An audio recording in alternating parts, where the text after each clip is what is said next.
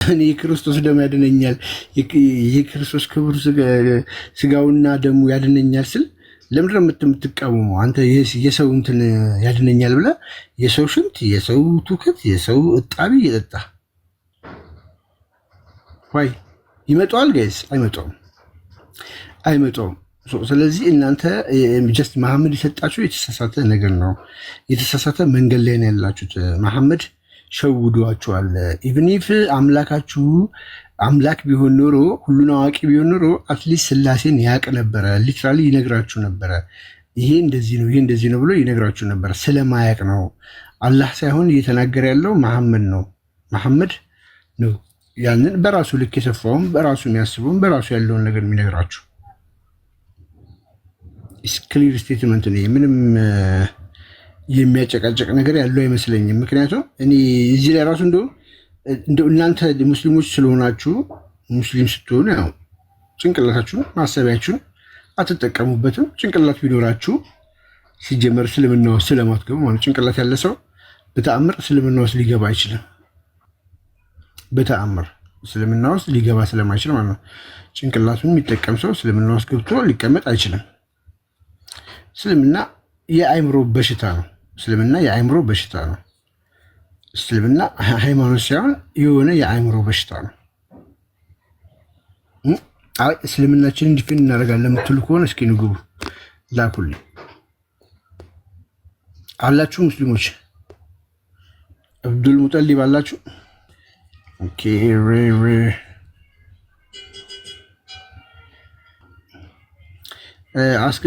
ገስት እየከፈተል ነው።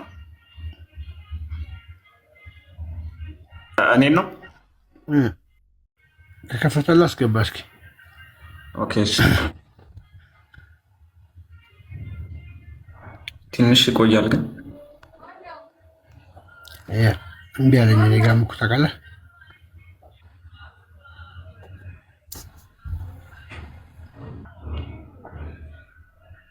እና ይሄ አጠቃላይ ትምህርቱ ሲመጣ መሐመድ እነዚህን ትምህርት ይዞ ሲመጣ ጤናማ በሆነ መልኩ ይዞት አልመጣም። ጤናማ አስተምሮ እያስተማራችሁ አይደለም። መገለጡ ሲመጣ ራሱ ጤናማ አልነበረም። ሰውየው ራሱ ፊሊንጉ ጥሩ አልነበረም። ጤናማ ስሜት የሚሰማው ሰው አልነበረም። ታምም ያለው እያላችሁ ዛር ያለበት ሰው አገር ውስጥ ዛር ያለበት ሰው ታውቃላችሁ ጋይስ? ዛር ያለበት ሰው ታውቃላችሁ? ዛር ያለበት ሰው ታውቃላችሁ? አንድ ሰው መለኮታዊ ራእይ መጥቶለት ልክ እንደ ንብጥ ይላል ከተባላችሁ ምንድን ነው የምትሉት ጋይስ? መሐመድ ቁርአን ሲወርድለት ቁርአን ይሄ መለኮታዊ ይሄ የምናያቸው ሲመጡ ልክ እንደ ንብጥ ይላል አንድ ቦታ ላይ። ሀው እንዴት ነው ንብጥ የሚለው? ቆይ በደንብ እንዲገባችሁ። አልገባችሁማ?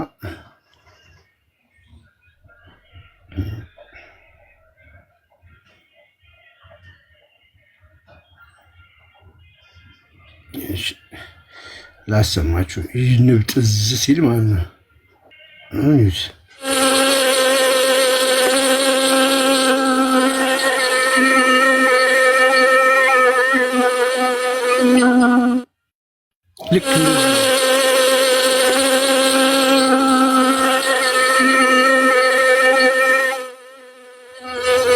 ልክ እንደዚህ ነው የሚለው። ልክ መለኮታዊ ራእይ ሲመጣለት ልክ እንደዚህ ይላል። ይሄ አንዱ ሐዲስ ነው። ኦኬ፣ ይሄ አንዱ ሐዲስ ብቻ ነው። ይሄ ጤናማ አይደለም እንዴ! የትኛው ነብይ ነው እንደዚህ ያለ መለኮታዊ ራእይ ሲወድለት የነበረው? የትኛው? እኔ ማውቀው እንደዚህ አይነት ነብይ ደምሳሽን ነው። እሱም ይሁት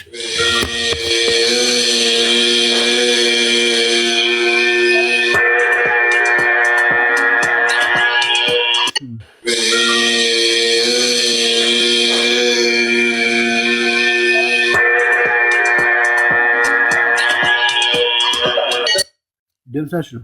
እኔ ማውቀው ነብይ ሌላ እኔ ነብይ አላውቅም። እንግዲህ ሐሰተኛ ነብይ ማለት ነው። ኦኬ፣ ይሄንን ያለለው ያለው እኔ አይደለሁም። ይሄንን ያልኩት እኔ አይደለሁም። ይሄ በራሳችሁ ኪታብ ላይ ኢብኑ ከሲር በግልጽ ነው ያስቀመጠው። አንዴ እንደ ጥጃ ብሎታል።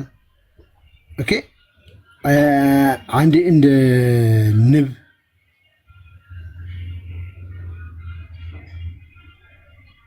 ማስረጃ ገብቶ መጠየቅ መብት ነው።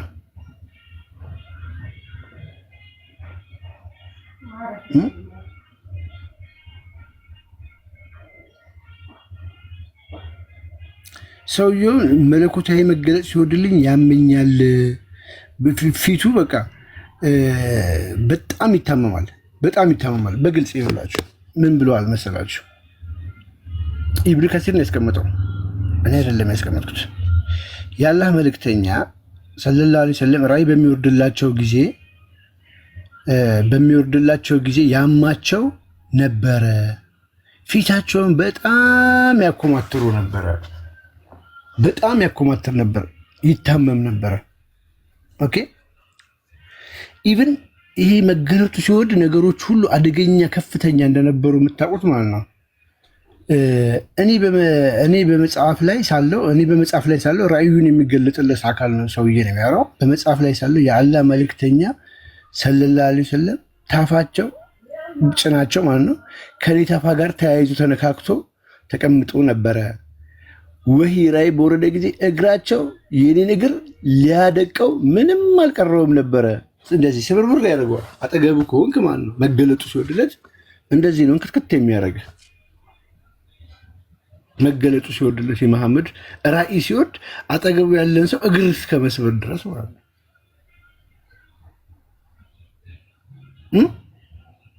አጠገብ ያለን ሰው ይሄ ምንድን ነው? ይሄ ነው እንግዲህ መጥቶ ክርስቶስ የሶስት ሶስተኛ አትበሉ ያለስ ይሄን መገለጥ የሶስት ሶስተኛ አትበሉ የሚለውን ነገር ሊነግረው መጥቶ እቺን ቃል ነው የሚነግረው። አጠገቡ ያለ ሰው ግን እግር እስከ መስበር ድረስ ምንድን ነው ይሄ ምንድን ነው? እኛ አይደለንም ያልነው። ኢብኑ ከሲር ነው ያስቀመጠው። ይኸው ኢብኑ ከሲር ፔጅ 307 እና ፔጅ 308ን ዘ ላይፍ ኦፍ ኢማም አብዱል ፈደል ኢስማኤል ኢብኑ ከሲር ይባላል። ዘ ላይፍ ኦፍ ዘ ፕሮፊት የሚል መጽሐፍ አለው። ዘ ላይፍ ኦፍ ዘ ፕሮፊት መሐመድ የሚል መጽሐፍ አለው። ፔጅ 307 እና 8ን አንብቡት። ሙሉን ሁለቱም ፔጅ በቃ ሙሉን አንብቡት። ግራ ነው የሚገባችሁ። እንደ አሁን እንደተወለደች ጥጃ ይጮሃል ይላል። ይመጣልና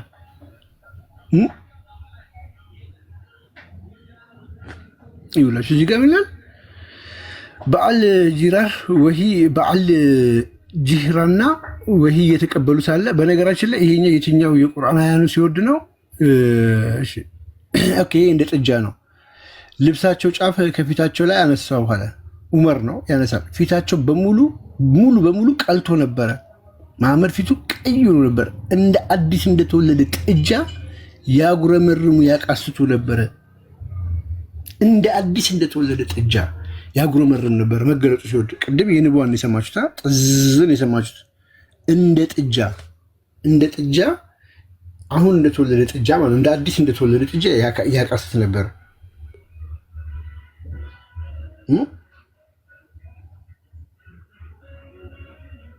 ይሄ ምንን ይዞ ሲመጣለት ነው? መገለጥ ሲመጣለት። ምን አይነት መገለጥ ሲመጣለት? አምላክ የሶስት ሶስተኛ ነው አትበሉ የሚለውን ለመግለጥ ሰውየው እንደ ጥጃ እንኮራፋል። ዋት ምንድን ነው? ዳዝንት ሜክ ሴንስ። ስሜት ይሰጣል ጋይስ። ይህንን ለመንገድ እንደ ጥጃ መሐመድ ሲያንኮራፋ አስቡት። መገለጥ ራእይ ሊመጣ የትኛው ነብይ ነው እንደዛ ብሎ ያስተማረን? የትኛው? አንድ ነብይ እስኪ ስጡ። አንድ ነብይ ራእይ መገለጥ ሲመጣልን እንደ ጥጃ እናንኮራፋ ነበረ፣ እንደዚህ እንደ ግመል እንጮህ ነበረ፣ እንደ እንትን ልል ነበረ ብሎ የተናገረ እስኪ አንድ ነብይ እንደዚህ አይነት ማንም የለም። ይሄ ዛር ያለበት ሰው ነው። ይሄ እርኩስ መንፈስ ያለበት ሰው ነው እንደዚህ አይነት ፊሊንጎችን የሚያሰማው። ጥዝ ያለ መገለጥ ይመጣለት ከፈጣሪ አይደለም ከአጋንንት ነው። ብልግ ምንም ሸካ ይግባ በዚህ በቃ ይሄ ከተነገረ እኮ በቂ እኮ ነው። እንደዚህ እኮ ነው የሚጮኸው።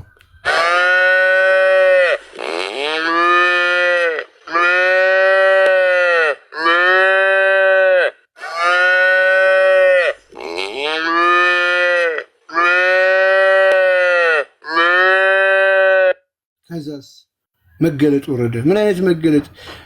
አምላክ ሶስተኛ ነው አትበሉ። ይሄን ለመንገር እንደዚህ ያስጮኋል።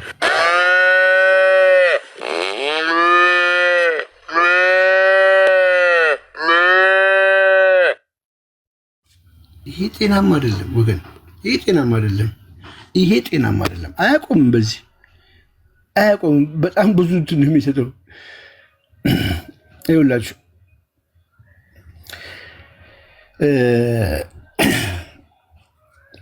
ሱረቱል ማኢዳ ለመሐመድ መገለጡ ሱረቱል ማኢዳ ሲወርድለት ማለት ነው የአላህ መልእክተኛ ሰለላሁ ዐለይሂ ወሰለም ግመላቸው ላይ ተቀምጦ ነበረ። መሐመድ ምኗ ላይ ተቀምጦ ነበር? ሱረቱል ማኢዳ በሚወርድበት ሰዓት ግመል ላይ ተቀምጦ ነበረ። ግመሏ ሊሸከማቸው አልቻለችም።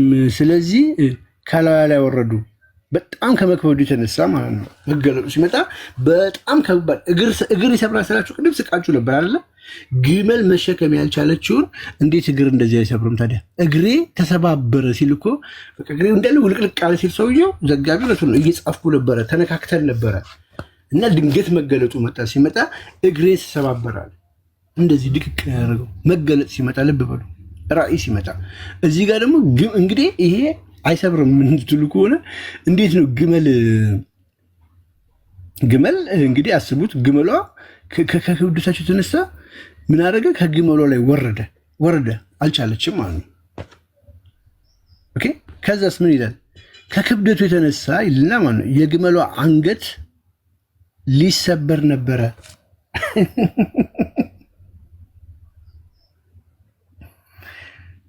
መገለጥ ሲመጣ መሐመድ ከነበረው ኪሎ በላይ ይጨምራል። ሌላ ማንነት ይዛል። ይሄ አጋንንት ነው። ይሄ ሊትራሊ እርኩስ መንፈስ ነው። እርኩስ መንፈስ ነው። ይሄ በቃ እንዳለ ሲወርድ የነበረው ይሄ ክርስቶስን እያስካደ እንዳለ መገለጥ የምትሉት ያላ ቃል የምትሉት ይሄን ነው። ይሄ እንግዲህ ይሄ በሌላ ዘገባ ደግሞ ምን ብሎ ያስቀምጠዋል? ከክብደቱ የተነሳ እዛው ላይ እዚሁ የኢብን ከሲር 307 እና ፔጅ 308 አንብቡት። ላይፍ ኦፍ ዘ ፕሮፌት ሁለት ሙሉ ፔጅ አንብቡት። ጉድ ነው የምትሉት። ምን አለ? ከክብደቱ የተነሳ የግመሏ ጀርባ ሊሰበር ሊደቅ ምንም አልቀረውም ነበር ደግሞ ብሎ በሌላ ዘገባ ደግሞ ተዘግቧል።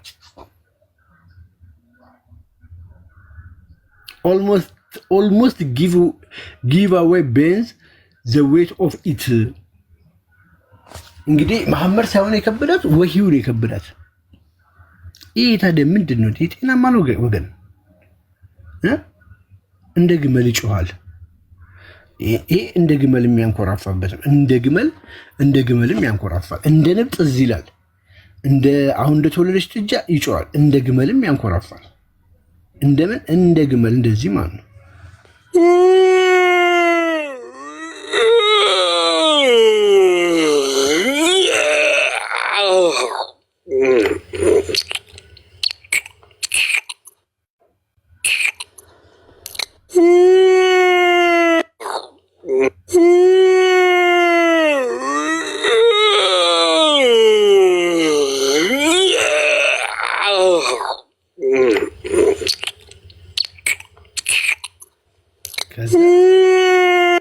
ከዛ ምን ይላል? አማልክት ሶስተኛ ናቸው አትበሉ ብሎ ነግሮት ይሄዳል። እቺ ሊነግረው እንደዚህ ያስጨዋል። አንዴ እንደ ንብ፣ አንዴ እንደ ጥጃ፣ አንዴ እንደ ግመል፣ አንዴ እግር ሲሰብር ዋት ድኔ አንዴ እንደውም እንትን ላይ ደግሞ በጣም የሚገርመው ማለት ነው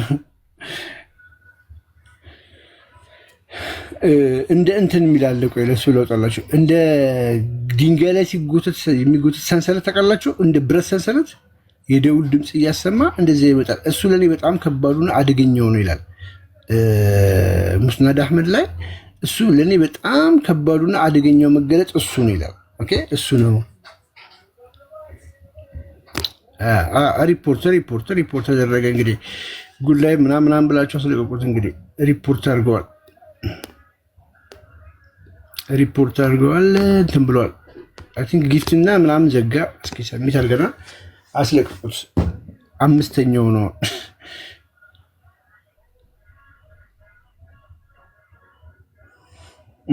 እና ነፍሴ የምትወጣ ይመስለኝ ነበር ይላል ሙስናድ አህመድ ላይ ይላችሁ። ይኸው አረብኛውም አለ እንግሊዘኛውም አለ። ኢማም አህመድ ቢን አንባሊ እንግዲህ ትልቁ የአንባሊ ፊቅ ነው። ሙስናድ አህመድ በኪታባቸው ላይ ማለት ነው። ይኸው ኪታቡ እዚህ ላይ ምን ብሎ ያስቀምጧል?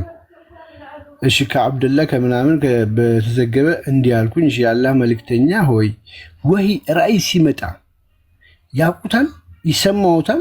ጥያቄ የአላህ መልእክተኛ ሰለላሁ ዐለይሂ ወሰለም ምን አለ? እንዲህ አሉ። አው የሰላሲል እንደ ቃጭል ሰንሰለት መጋጨት፣ እንደ ቃጭል ሰንሰለት መጋጨት ያለ ድምፅ እሰማለሁ።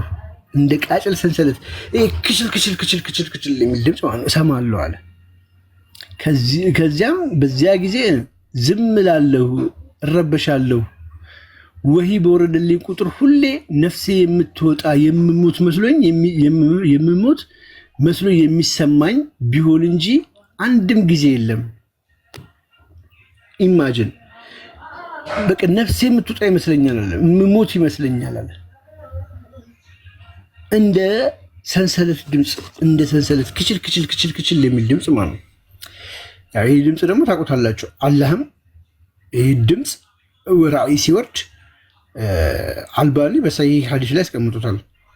ኢብን አባስ ብለዋል፣ ራእይ በሚወርድ ሰዓት መላእክት ማለት ነው ልክ እንደ ብረት ድምፅ ያለ ይሰማሉ፣ ልክ እንደ ብረት ድምፅ ያለ ይሰማሉ ብሎ ተናግረዋል። ይህ ድምፅ ማለት እንግዲህ አስቡት፣ አላህ መገለጹን ሲያመጣ የሚሰማው ልክ እንደ ብረት ድምፅ አይነት። ይህ ድምፅ ደግሞ መሐመድ ደግሞ እንደዚህ ይሰማሉ ብለዋል። እነዚህ መላእክት የሰሙት ነው፣ ይህ ደግሞ መሐመድ የሰማው ነው። ሼኩል ኢስላም አልባኒ ነው ያለው። ሼኩል ኢስላም አልባኒ ማለት እሳቸው ናቸው። ሼኩል ኢስላም ይባላሉ። አልባኒ በብላክ ኤንድ ዋይት ፎቶ ያላቸው እኚህ ሼክ ሐዲሳትን እስልምናን የታደጉ አሁን በቅርብ ጊዜ ተወልደው ሐዲሳትን ደኢፍ ሰሂህ እያሉ ግሬድ የሚሰጡ ማለት ነው። ግሬድ የሰጠ የሐዲስ ሊቅ ነው የሚሉት በእነሱ ዘንድ። ፖይንታችን ምንድነው ወገን? ሀሳባችን ምንድነው? ምን እያላችሁን ነው እናንተ ሰዎች?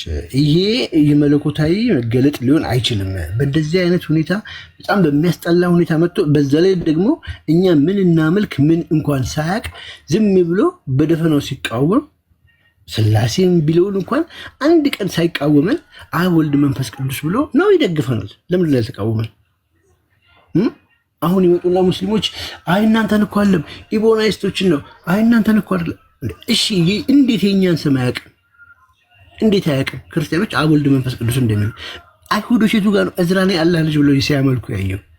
እነዚህን የሚያክል ግዙፍ ስህተቶችን እየተሳሳተ መሳሳቱ ብቻ ደግሞ ሳይሆን አመጣጡ ራሱ እንደዚህ እየጮኸ የሚያመጣው መገለጥ የፈጣሪ ቃል ነው ብሎ መቀበሉ ጤናማ ነው ወይ? ጤነኝነት ነው ወይ? እናንተስ እንዴት አልፈተሻችሁትም? በየትኛው ጭንቅላታችሁ አሰባችሁት ነው? ነውስ በቤተሰባችሁ ብቻ ስለመጣ ትክክል ነው ብላችሁ ነው ያሰባችሁት? ይህን ነገር ቆም ብዬ ልፈትሸው ብላችሁ ማሰብ የለባችሁ ሙስሊሞች። ይህን ነው የምላችሁ ወገን።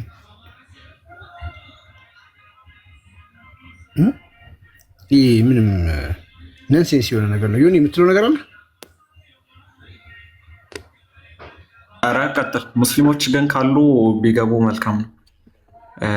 ገስት ላኩና ወይ ደግሞ አንድ ቁጥር ጻፉና እናስገባቸዋለን። ብቻችን ከምናወራ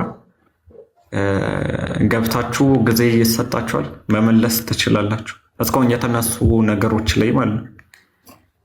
እኔ የሆነ ፒዲኤፍ እየሰራው ነው። ዴቫ ቀጥል። አውራ እንጂ ምን ፒዲኤፍ ሰራለ እንደ ገስት ላይ እና ቀጥል ሀሳብ ሰጣ ዋል ጠጣ ሰራለ ብቻዬን። ይህ ቶፒክ ይከብዳቸዋል። ኦኬ አይ እዚህ ግልጠቱ ላይ ምናምን ካወራን ከባድ ነው። እንግዲህ ስታነሳ ነበርና እንደ ግመል መጮህ ምናምንና ለሙሐመድ ይሄ ራእይ ሲመጣ ወይም ደግሞ ግልጠት ሲመጣ ማለት ነው እንዴት ነው የሚለው ነገር አንደኛ ቅድም እንዳሰማን ነው። ዴቫ እንደ ግመል እየጮህ ነበር፣ ያንኮራፋ ነበር እንደ ግመል ማለት ነው። ሁለተኛ ደግሞ ይሄ በደውል ድምፅ ራሱ ይመጣበት ነበር። ይሄ የደውል ድምፁ ደግሞ ከሁሉም አስቸጋሪና ከባድ የሆነብኝ ራእይ ይሄ ነው ብሎ ይናገራል። የደውል ድምፅ ደግሞ ሌላ ሀዲሳት ላይ ስንመለከት የሴጣን ነው። ቁርአን ላይም ተፍሲራት ምናምን ስናይ የደውል ድምፅ የሴጣን ነው ስለሆነ እንደዛውም ሌላም ቦታ ሀዲሳት ላይ ስናይ መላእክቶች የደውል ድምፅ ያለበት ጋር አይደርሱም ይላል። ራእዩ ደግሞ በደውል ድምፅ ከመጣበት ያ ራእዩን ያመጣው ጅብሪል ሴጣን ነው ማለት ነው ባጭሩ እንደ እስልምና አስተምሮ። ለምን እንዳልኳችሁ ሀዲሳትን ስንመለከት የደውል ድምፅ የሴጣን ነው ይላል። መላእክቶች ደውል ድምፅ ያለበት አይገቡም አይሄዱም ይላል። ለሙሐመድ ደግሞ ራእይ ሲያመጣለት ጅብሪል እንግዲህ መላኢካ ነው ይላሉ። ጅብሪል ራእይ ሲያመጣለት በደውል ድምፅ ነው። ምን ማለት ነው? ጅብሪል ሴጣን ነው ማለት ነው። ለምን ከተባለ ጅብሪል እኔ መልአክ ነኝ ብሎ አልተናገረም። አንድ እርሱ ነው ሲገለጥለት መልአክ ነው ያሉት እነሱ ስለሆኑ ከሀዲሳት ተነስተን ስናየው ደግሞ እንደ ሪንጊንግ ቤል አይነት መልኩ ሪቪሌሽን ስለሚመጣለት የአካል ምንድን ነው? ሴጣን ነው ማለት ነው ባጭሩ። እና ደግሞ በቃ የትኛውም ነቢይ እንዲህ አይነት ሪቪሌሽን ተቀብሎ ማያውቅም ነው። እንደ ግመል ቅድም እንዳሰማን በጣም የሚያስጠላ ነው እንግዲህ ግመል ሲያንኮራፋና ሙሐመድ አስቡት ራእይ ሲመጣለት እንግዲህ ሉቃስ ወንጌል ምዕራፍ 1ን ስናነብ እመቤታችን ጋር ቅዱስ ገብርኤል ሲመጣ አትፍሪ ነው እንጂ ያላት ፍሪ አላላትም፣ ወይም አላስፈራራትም። ሄደ የእግዚአብሔር መልአክ መሆኑን ተናገረ እንጂ ሄዶ አላስፈራራትም። ግን እዚህ የእስልምናው ላይ ያለ እኔ ጋር ብቻ ነው የሆነ የተቆረጠው ከዚህ ይሰማ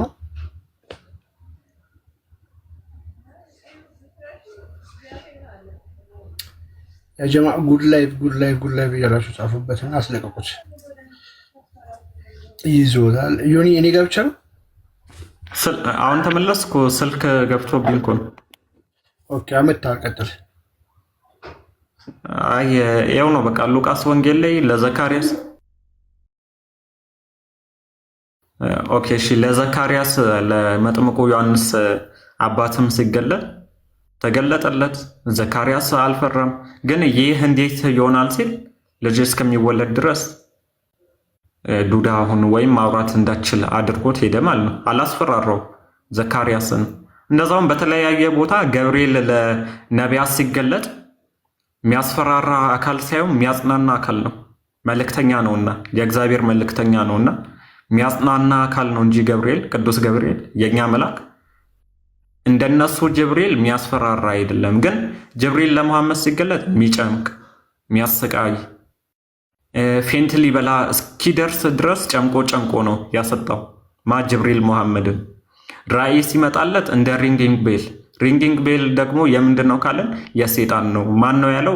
ባይብል አይደለም፣ አባቶች አይደለም፣ ሐዲሱ ራሱ የሚለው ማለት ነው። ሪንጊንግ ቤል የሴጣን ነው። መላእክቶች የደውል ድምፅ ያለበት ቦታ አይገቡም ብሎ ተናገረ። የደውል ድምፅ ደግሞ ሪቪሌሽን ሲመጣለት ጅብሪል ወይ ራእይ ሲያመጣለት የደውል ድምፅ ይዞ ሙሐመድ ጋር የሚሄደው ስለሆነ ጅብሪል ሴጣን ነው። እንደዛውም ደግሞ ሪቪሌሽን ሲገለጥለት ሙሐመድ እንደ ግመል ያንኮራፋ ነበር። ቅድም ዴባ እንደከፈተው ማለት ነው። እናስቡት እንደ ግመል የሚያንኮራፋ ሪቪሌሽን ሲመጣለት ይሄ የፈጣሪ ሪቪሌሽን ወይም ራእይ ነው ማለት አንችልም መቼስ እንደ ግመል እያንኮራፋ እና ይሄን ማወቅ አለብን። ጅብሪልና ገብርኤል የተለያዩ አካላት፣ ጅብሪል ሴጣን እንደ እስልምና አስተምሮ መሆኑን ማወቅ አለብን። ዴባ ቀጥል። አላህ የመጀመሪያው መገለጽ ሲመጣ መሐመድ ጅብሪል እኔ ነኝ አላለም። ዝም ብሎ ይቅራ እያለ አንብብ እያለ እየደፈቀ እየጨመቀ እያስጨነቀ እንደ ግመል እያስኮራፋው ጭንቅላት የሌለው ሁለት እጅ ያለው አንድ እግር ያለው አምላክ ሰበከው ማለት ነው። የትኛው መልአክ ነው? የትኛው ነብይ ነው እንደዚህ እያስጨነቀው መገለጥ የመጣለት የራእይ የወረደለት? የትኛው ነብይ ነው ከመሐመድ ውጭ እንዲህ እየደፈቀና እያስጨነቀ የወረደለት? አጋንንቶች ናቸው። ይህንን አምጥተው የሰጡት ከአጋንንት ነው። የአጋንንት ትምህርት ይዛችሁ ነው የምትቃወሙት። ልብ በሉ። ስለ አጋንንት ስለሚሰማው ስሜት፣ ስለ የዘር ፈሳሹ፣ ስለምኑ በጣም ብዙ ዲቴል ተጽፈዋል። እኛን ግን አብ ወልድ መንፈስ ቅዱስን አታምልኩ ብሎ አልተቃወሙም። ምንም የተናገረው ነገር የለም። አያውቅም። አልገደሉትም፣ አልሰቀሉትም ከምትለው ቃል ውጭ ሌላ ምንም አልተጻፈም ስለ መለኮታዊ ነገር። ኢቭን የሚመለከው አምላክ ጭንቅላት ይኑሮ አይኑሮ አልታወቀም።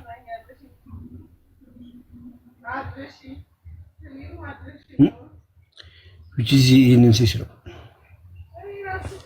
ይሄ ከአምላክ የመጣ መገለጽ ነው ልትሉ አትችሉም መቼም። እና ኢቭን እናንተ ታሳዝኑናላችሁ። እንኳን ሰው ወደ ስልምና ሊሄድ ቀርቶ እናንተ ራሱ ሰው ምን ሆኖ ነው? እነዚህ ሰዎች ግን ጤነኛ ናቸው?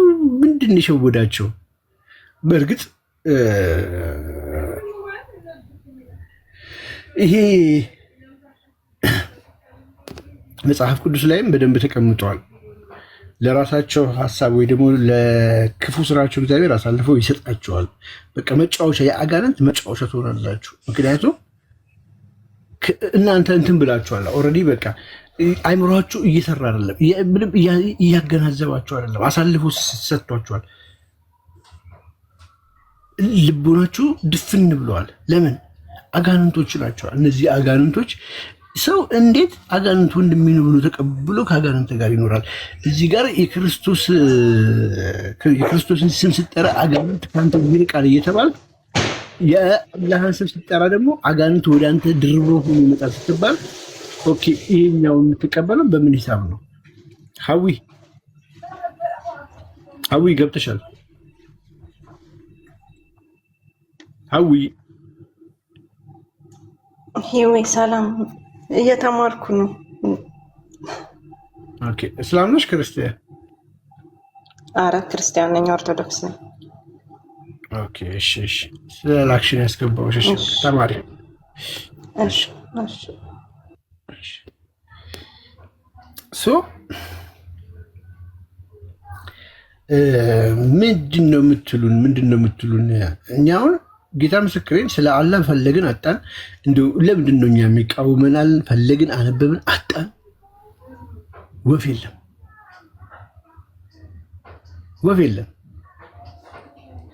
ነገር ግን ስለ መሐመድ ወደዛ መሐመድ እኮ የብብቱ ከለር ሳይቀር ተጽፈዋል እኮ ጋይስ። መሐመድ ብብቱ ነጭ ነው። መሐመድ እንደዚህ ታፋው ነጭ ነው። መሐመድ እንደዚህ ነው። ሰው ስለ ዘር ፈሳሹ ስለ ኤቭሪቲንግ ሁሉ ጽፋቸዋል። እንዴት ስለ በጣም ለዛውም 600 ዓመት በኋላ የተፈጠረን ታሪካዊ ክስተት አምላክ ሳይናገር የኖረውን ነገር ለመቃወም አንዲት የቁርአን አያ ብቻ ይላካል። ፌር ነው ፌር አይደለም የሚለው ነገር ወይ ደግሞ ተገቢ ነው ተገቢ አይደለም የሚለው ነገር እንዳለው፣ ስለዚህ ነገር ምንም አንዲት ነገር ተናግሮ ስለ መሐመድ ትውከት፣ ስለ መሐመድ ሽት፣ ስለ መሐመድ ላቡን መቀባት፣ ላቡን በሽቶ እኮ ነው የሚቀቡት እንደ ሽቶ። የመሐመድ ሽቶ ማለት የመሐመድ ላብ ማለት የሚስክ ሽቶ ነው። የሚስክ ሽቶ ማለት ብራንድ ሽቶ ያስነቃል ማለት ነው ብለው እኮ ነው የጻፉት። ምን ያደርግልኛል እኔ የመሐመድ ትውከት፣ የመሐመድ የላቡ ሽቶ፣ የመሐመድ እንትን ምን ያደርግልኛል? ምን ሊጠቅመኝ ነው የጻፋችሁልኝ? ምን ልማርበት ነው? ምን እያስተማራችሁ ነው? ላቡን እየቀዳን በጠርሙስ አድርገን ሬሳ ሳይቀር ይቀቡት ነበር።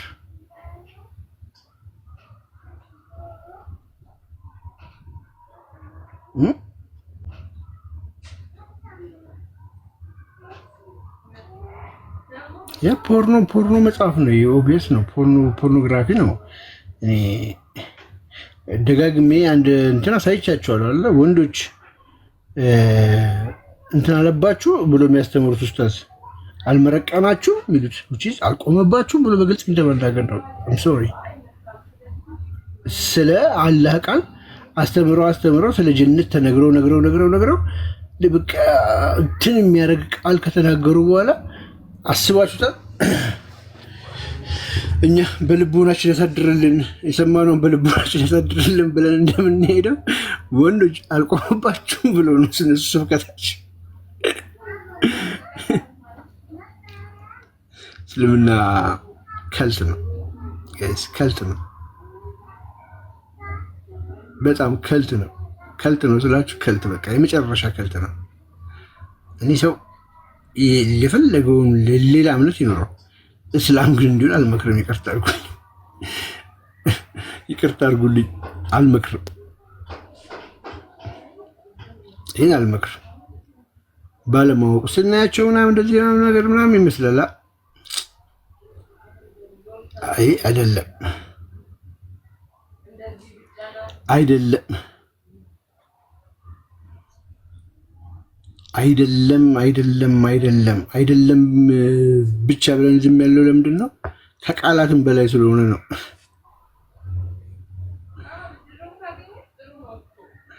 አስባችሁታል? እንደዚህ ጨምቆት እንደ እንትን አስጩሆት፣ እንደ ንብ አስጩሆት፣ እንደ ጥጃ አንኮራፍቶ እንደ ደውል ድምፅ ተጨንቆ የሰው እግር ሰብሮ ምን ብሎ ምን አይነት መገለጥ መጣ? እንደ ግመል ተንኮራፍቶ ምንድን ነው የመጣው መገለጥ? ምን የሚል መገለጥ መጣ ሲባል እንደዚህ አይነት መገለጥ ነው የሚመጣው። እናንተ ያመናችሁ ወይ መድረሱን የማትጠባበቁ ስትሆኑ ወደ ምግብ ካልተፈቀደላችሁ በስተቀር የነብዩ ቤቶች በምንም ጊዜ አትግቡ።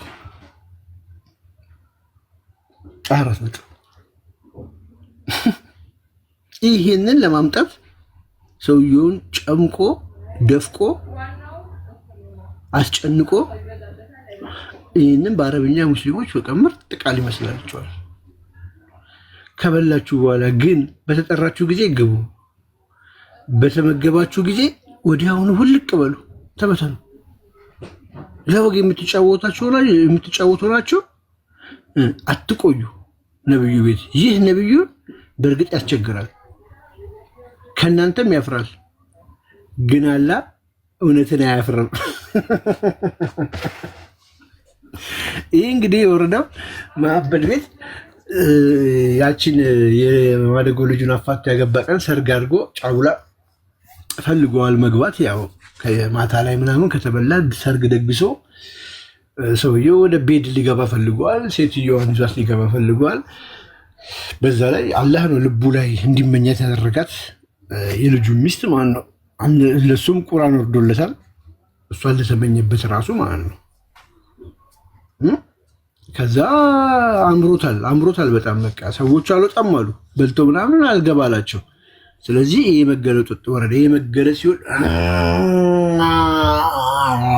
ያለ ጮህ ነበረ ማለት ነው። ጮሆ ይሄን አስጮሆት ይሄን ነግሮት ሄደል። ወይ ደግሞ እንደ ንባ ጥዝ ብሎ ነግሮት ይሄዳል። ወይ እንደ ጥጃዋ ባ ብሎ ወይ ደግሞ ቅጭል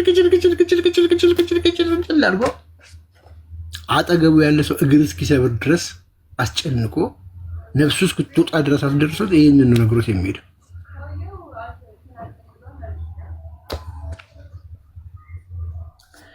ስለ መሐመድ እቤት መግባት እና መውጣት የሚያብራራ መጽሐፍ ስለ ኢሳ ስቅለት ግን አያውቅም። አልገደሉትም፣ አልሰቀሉትም። ጌም ኦቨር። እቺ ጥቅስ ብቻ ነች ያለችው። ታሪካዊ ክስተት የማይካድ ክስተት ሀቅን ምን እንዴት ማን የተመሰለው እንዴት ነው ሚናሚያ የሚታወቅ ታሪክ የለም።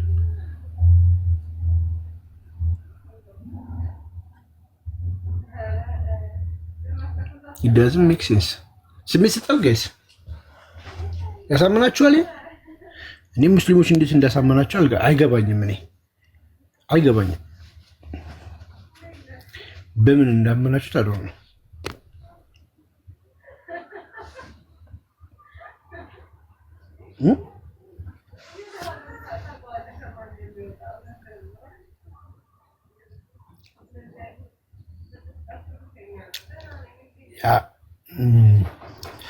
ያሳዝናሉ። በጣም ነው የሚያሳዝኑት። በጣም ነው የሚያሳዝኑት። እውነት ለነዚህ ሊጸለይላቸው ነው የሚገባው። በጣም ሊጸለይላቸው ነው የሚገባው ለነዚህ ሰዎች።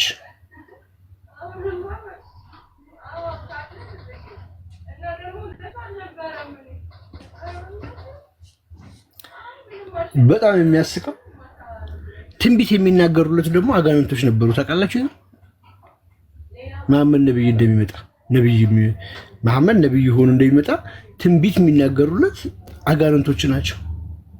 ታውቃላችሁ አጋንንቶች ለመሐመድ ነብይ መሐመድ የሚባል ነብይ ይመጣል ብለው ትንቢት ይናገሩለት። በመካ ያሉ እንትኖች ጠንቋዮች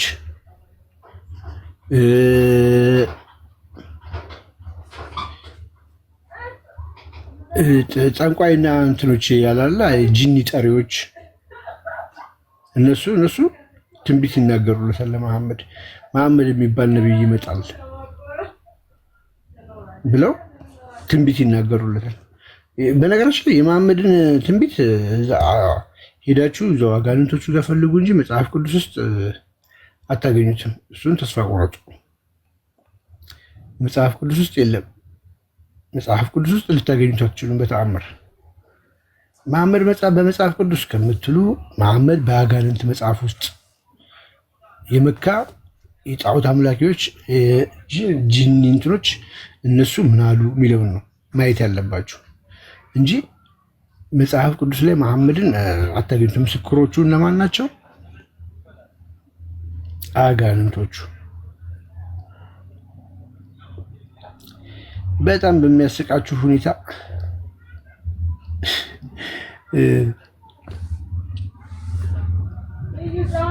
ምን አለመሰላችሁ፣ የመሐመድ አባት ማለት ነው የመሐመድ አባት አብደል ሙጠሊብ አስገባት። እስኪ ዮኒ ፋጡማን አስገባት። የመሐመድ አባት አብዱል ሙጠሊብ መሐመድን ከመውለዱ በፊት አንድ ታሪክ ተከሰተ። በጣም አስደናቂ ታሪክ ነው የተከሰተው። የሚገርማችሁ ነገር ምን አይነት ታሪክ ተከሰተ መሰላችሁ ወገን?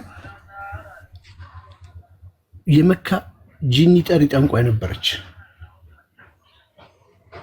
ምን ታደርጋለች ሴትዮ? ና እኔ ሀብታም አደርግሃለሁ፣ ግመል እሰጥሃለሁ፣ ና ከኔ ጋር አብረተኛ ትለዋለች። አብረተኛ ማለት ያው ይገባችኋል መቼም። ከዛ የማሚ አባት ደግሞ አብዱል ሙጠሊብ አይ እቸኩላለሁ፣ አባቱ ጠርቶት ምናምን ነበርና እቸኩላለሁ ብሎ ሄደ ይላል ታሪኩ፣ ተራኪዎቹ ሲተርኩ። በሄደበት ፋጡማን አስረገዘ መሐመድ። አስረግዞ ምን ብሎ ከጨራረሰ በኋላ ተመልሶ ከቻልና ባለፈው ልስጥ ያልሽኝም በቃ ስጭኛ አንተኛ ምናምን ነገር ይላል። እስልምና ጸሐፊዎች ይጽፉት የለ እንዴ? ከዛ ሲላት ጊዜ እሷ ደግሞ አይ ባለፈው እኮ ስትመጣ ግንባር ላይ ምልክት ነበረብህ፣ ከአንተ የሚወለደው ነብይ ነው እና የሆነ ዓለምን የሚገዛ ነው፣ እሱን ስላየው ነበር። አሁን እሱን እኔ ለሚስት ሰጥታት መታል፣ ስለዚህ አልፈልግም ማለት ይችላል። እኔ አይደለም የጻፍኩት፣ ይሄንን ደግሞ እራሳችሁ ናችሁ።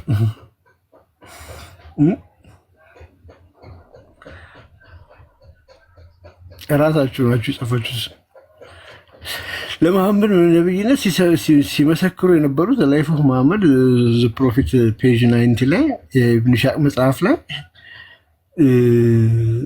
ጠንቋዮችና እንትኖች ናቸው ምስክርነት ሰጡ የነበሩት። በግልጽ ነው ያስቀመጠው። ሴትና ወንድ ጠንቋዮች ብሎ ነው የሚያስቀምጠው። ሴትና ወንድ ጠንቋዮች። በነገራችን ላይ ለምናገረው ነገር እያንዳንዱ ማስረጃ መጠየቅ መብቱ ነው። ማንም ሰው ገብቶ ሊጠይቀኝ ይችላል። ይኸውላችሁ አሱ ዘ አረብ ሳውዘርስ ሼንደር ሃድ ቢን ቪዚት ባይ Satan from the genie with report which they had secretly overheard before ይላል they were prevent from hearing being placed with star በፊት እንግዲህ ከአላህ ወሬ ይሄዱ ይሰሙ አልነበረም። የተወርዋሪ ኮከብ እኮ የመጣው እኮ ከዛ በኋላ ነው። ወሬ እንዳይሰሙ ጂኒዎችን መምቻ እኮ ነው። ሮኬትን በሉት በቃ ድሮም በሏቸው። የተወርዋሪ ኮከብ የሚሉት የለም እነሱ የመጡት ብሏል መሐመድ። ጂኒዎች ከአላህ ወሬ ሊሰርቁ ይሰማሉ እና ከአላህ ወሬ ሰርቀው ይሰሙና እንትን ይላሉ እና ሊሰሙ ሲሄዱ እንትን ሲያስብሉ ነው እና ቀድመው ከአላህ ኢንፎርሜሽን ደርሷቸው ነበር። ሚሳኤል ኢንፎርሜሽን ደርሷቸው ነበረ። ኢንፎርሜሽን ደርሷቸው እና ወንድና ሴት ጂኒዎች በጠንቋዮች ነግሯቸው ይናገሩ ነበረ። ምን ብለው ይህንን ሲናገሩ መሐመድ የሚባል ነብይ ይመጣል ብለው ይናገሩ ነበረ ይላል። ከዛ በኋላ ይህንን ሲናገሩ ሰው ልብ አላለም ነበር፣ ኖቲስ አላደረገው ነበር። መሐመድ ከመጣ በኋላ ሪኮግናይዝ አደረጉት ይላል። ይህ ትንቢት መሆኑ ነው ወገን። እንግዲህ ለመሐመድ ከአጋንንቶች የተነገረ ትንቢት ነው።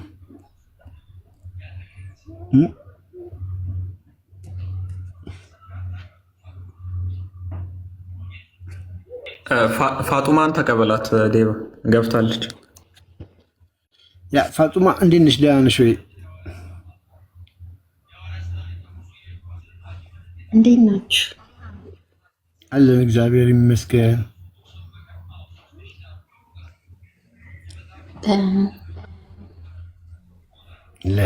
ምን ታዝ ጥያቄ አለሽ ፋጡማ? እንዴት ነሽ?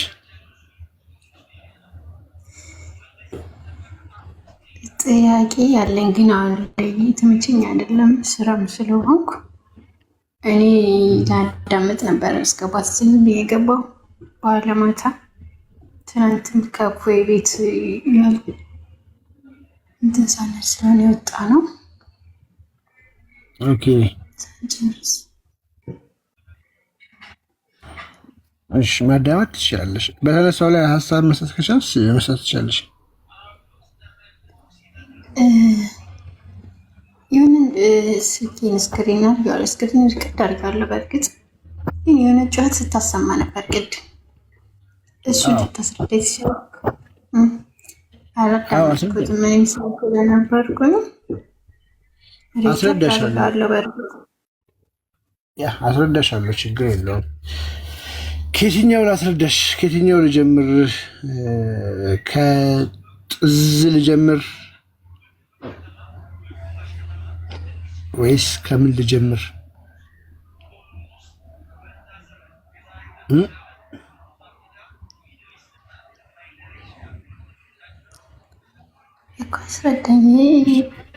ይኸውልሽ ሳሂህ ቡኻሪ 1789 ላይ አንድ ሰው ይመጣና ዑመርን መሐመድ መገለጽ ሲወድለት እንዴት ነበረ ማየት ፈልጋለሁ እንዴት እንደሆነ ይለዋል። ከዛ በኋላ ከዛ ይዞት ሄድና መጋረጃ ውስጥ ነበረ። ከዛ ምን አደረገ? መጋረጃውን ከፈተ። አይ ሉክድ ዘ ፕሮፌት አለ who was snoring አለ እያንኮራፋ ነበር አለ። the narrator said the snoring was like that of a camel አለ። ማንኮራፋቱ እንድና እንዳሰማዎች ድምፅ ሜቢ ማሰማት ካለብኝ በደንብ እንድንረዳው ማለት ነው እንጂ እንትን ሞክ ለማድረግ ላደረገበት ምናምን ሳይሆን ስኖሪንጉ በደንብ ፊል እንድናደርገው ስለፈለኩ ነው። እንደዚህ እነሱ በገለጹት መልኩ ማለት ነው እንደዚህ ነበረ ብሎ ነው ያስቀመጠው።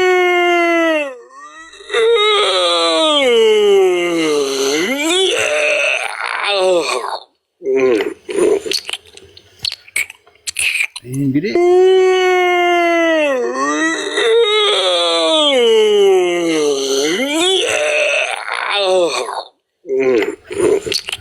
እና አሁን እዚህ ጋር ያነበብኩልሽ ሐዲስ ምንድነው? ድምፁን ያሰማሁሽ እነሱ በተናገሩት መሰረት the snoring was like that a camel ነው የሚለው። እንደ ግመል ነበረ ማንኮራፋቱ ነው የሚለው። አንዳንዴ እንደ ግመል ስንል ግመል እንዴት ነው ብዙ ላይ መጣልን ስለሚችል ነው እንጂ ለዛ ነው ድምፆቹ ማሰማችሁ እነሱ በተናገሩት እነሱ ባስቀመጡት ማለት ነው። ይሄ እንግዲህ በሳሂህ አልቡኻሪ ላይ የተቀመጠ ነው ማለት ነው። ኢብኑ ከሲር ደግሞ ካወቅሽው ዘ ላይፍ ኦፍ ዘ ፕሮፊት የሚባል ይሄ መጽሐፍ አለው። ኢብኑ ከሲር ማለት ታዋቂ ኢማም ነው። ቮሊዩም 1 ላይ አሲራ አልነበዊያ የሚባል መጽሐፍ ነው። ሲራ አልነበዊያ የነብያችን ታሪክ ማለት ነው። ይሄ ሊቃችሁ ነው። እሱ ፔጅ 308 እና 307 ላይ ያስቀምጣል። በጣም ብዙ ሙሉውን ብታነቢው እኔ አድቫይስ አደርግሻለሁ። ይህንን መጽሐፍ ማለት 307 እና 308 ፔጁ ነው። እነዚህ ሁለት ፔጆችን በደንብ ሙሉን ብታነቢያቸው አድቫይስ አደርጋለሁ። በጣም ብዙ የሚያስቀምጡት ነገር ስላለ ማለት ነው።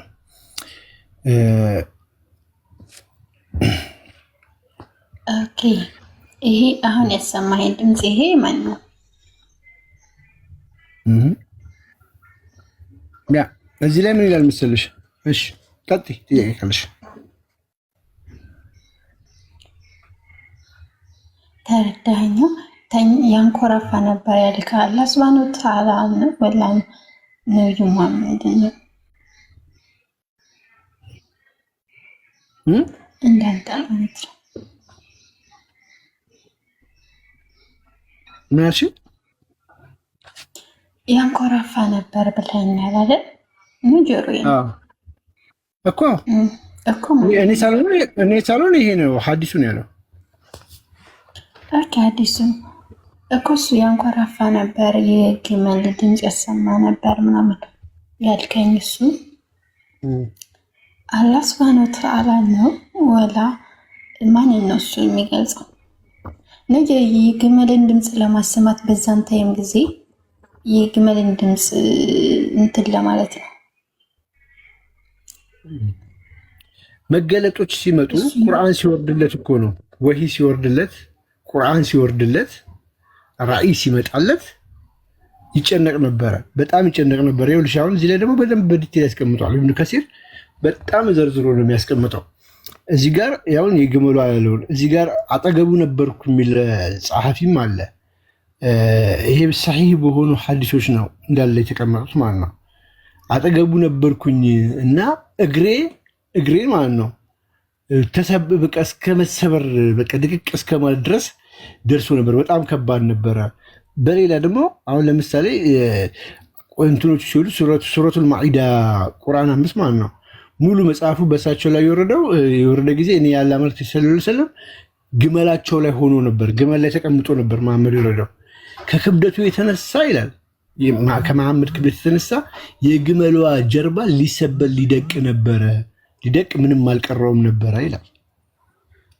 ይሄ መገለጡ ሲወርድ ነው። መሐመድ አሁን ሁል ጊዜ ሲቀመጥ ግመል ላይ በተፈጥሮ የግመል ጀርባ የሚሰብር ክብደት ያለው ሰው አይደለም። መገለጡ ሲመጣ ግን የዚህን ያህል ክብደቱ ይጨምር ነበረ። እንደዚሁም መሐመድ በሌላ ቦታ ላይ ራሱ እንደ ጥጃም ይላል። በነገራችን ላይ እንደ ንብም አለ። እንደ ጥጃ ጥዝ ይላል። አሁን እንደተወለደ ኒውቦርን ክሌፍ ይለዋል። እዚህ ጋር ደግሞ ይኸውልሽ he raised the ending of his robe from the face while he was receiving revelation at Al-Jariniya and it was full-fished and huge moon-like newborn calf ብሎ ነው የሚያስቀምጠው። ኒውቦርን ክሌፍስ ደግሞ ምንድን ነው? እንደ አሁን እንደተወለደ ጥጃ ይጮሃል እንደዚህ ማለት ነው።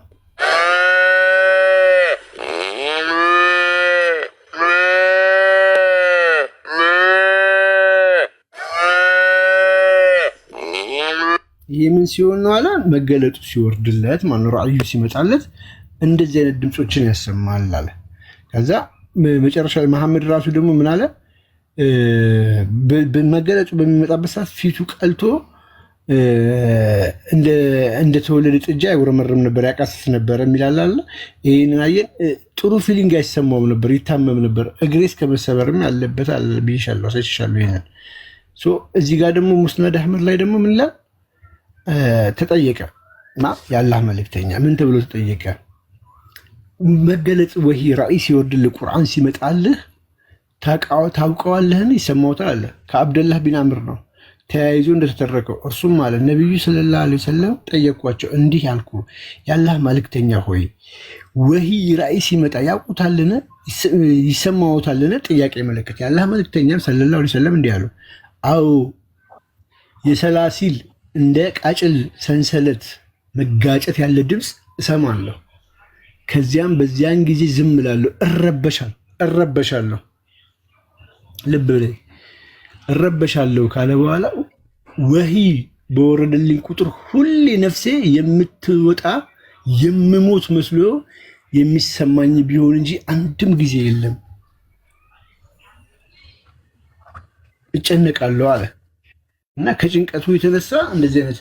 በሌላ ዘገባ ደግሞ አይሻ ስትናገር በኃይለኛ ብርድ ውስጥ ላበላ ቢሆን ነበር ትላለች። ጠቅላላ አድርገሽ ስትረጁ የሚያስጨንቅ ነበር ለማለት ነው። ድምፆችን የሚያሰማሁት እነዚህን የሚያሳዩት አይ ቲንክ ግልጽ አደረኩልሽ። ኦኬ እሺ፣ እኔ ወደ እናንተ አንድ ጥያቄ ልጠይቅ። እኔ ላላውቀው እችላለሁ፣ ግን አንዳንዴ ሲሉን ስለምሰማ እሰማለሁ። ያ ትሰሚያለሽ? ጠይቅ። እናንተ ጾም ላይ መሰለኝ አይደል? ብቻ እኛውን እዚህ ጋር በግመል ወላ በጥጃ ይመሰላል ምናምን ያልከዋል ባልከዋል አጋጣሚ ያንን ላስታውሰህ፣ አንተ ስለምታስታውሰው እኔ ጫፍጫፉን ከነገርኩ ማለት ነው። እናንተ ኢየሱስ የጾም ሰዓት ተንሳይ አካባቢ ይመስለኛል በአህያ ውርንጫ ተጭኖ መጣ ምናምን ትላላችሁ። ኢየሩሳሌም ምናምን እኔ አላውቅም በእርግጥ ችግር የለም ጠይቂ። እሺ ገብቶሃል?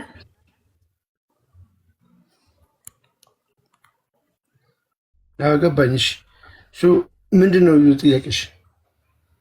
እኮ እናንተ ልክ እንደዛ እንደምትሉት ሁሉም እዚህ ከኛ ጋር በግመል ወላ በጥጃ የምትመስሉት ወይ ብቻ የሆነ አንደርስታንድ አድርግሽ እና ሰፋ አድርጌ ላምጣልሽ። አሁን እንደ ግመል ይጮህ ነበር ሲል ማለት ነው። ሊትራሊ ይሄ ሰውዬ ጮኸዋል። አሁን ይሄ ሜታፎሪካሊ አገላለጽ አይደለም፣ ምሳሌያዊ አገላለጽ አይደለም። ጀስት አሁን ለሰዎች እንዲገባ ተብሎ የተነገረ ምሳሌያዊ ንግግር አይደለም። ሊትራሊ ይጮህ ነበረ። እሱ እንደዚህ ይጮህ ነበር። ለምሳሌ መጽሐፍ ቅዱስ ላይ እግዚአብሔር ምጥ እንደያዘ ሲጮህ ሲል እግዚአብሔር እንደዚ ይጮሃል የሚል ንግግር የለም፣ ሀሳብ የለውም። እግዚአብሔር ሲጀመር ድምፅ አለው ብለን እኛ እንደዚህ ባይ ኔቸሩ ማለት ነው በባህሪው ለእኛ እንደሚሰማ ምላስ እና እንትን አጋጭቶ ምናምን የሚያወራ ነው ብለን አናምንም። የለም ለእኛ እንዲገባን እንደዛ ተጽፈዋል እንጂ እንደዛ አይደለም። በዛ ሴንስ ተረተሽ ከሆነ እዚህ ጋር ግን እኔ ጮህ ያለው ሲጮህ ግን የጮህ አሁን ብዬ ጮህኩኝ። አሁን ቃል የጮኸው እንደ ግመል ነው ብሎ አንድ ሰው ቢጽፍ ያንን የኔን ጩኸት ነው የጻፈው። ልክ እንደዛ ነው እዚህ ጋር ያለው ማለት ነው። ዲፈረንሱ ላይሹ በተግባር የተጮኸ የተሰማ አፉና እንትኑ ተላንቃውን እንትን ብሎ ያደረገውን ነው ኮፒ ያንን የጻፉት ማለት እና እነዚህ ሁለቱ ዲፈረንስ አላቸው። ሁለተኛው ትንሽ ያልገባኝ በአህያ ውርንጭላ ተጭኖ ስትይ ምንድን ነው በአህያ ውርንጭላ መጫኑና እንደዚህ ይሄኛው ምን ያገናኘዋል የሚለው ነገር ትንሽ አልገባኝም። ቅድም እኮ እኛ ጋር ምን አልክ መሰለክ፣ ግመል ላይ ክብደት ያለው ግመል ላይ ተጭኖ ምናምን እያልክ ነበር አንተ ከኛ ጋር ማለት ነው።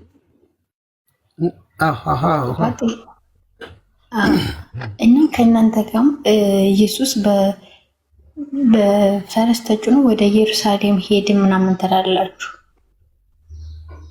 ምን አገናኘ ከዚህ ጋር? እኔ እኮ መሐመድ እኮ ግመል ላይ ተቀምጦ የቁርአኑ አያ የወረደለት ግመል ላይ ቁጭ ብሎ ነው። ግመሉ ላይ ቁጭ ብሎ እያለ የመሐመድ ክብደት ጨመረ፣ ክብደቱ ጨመረ።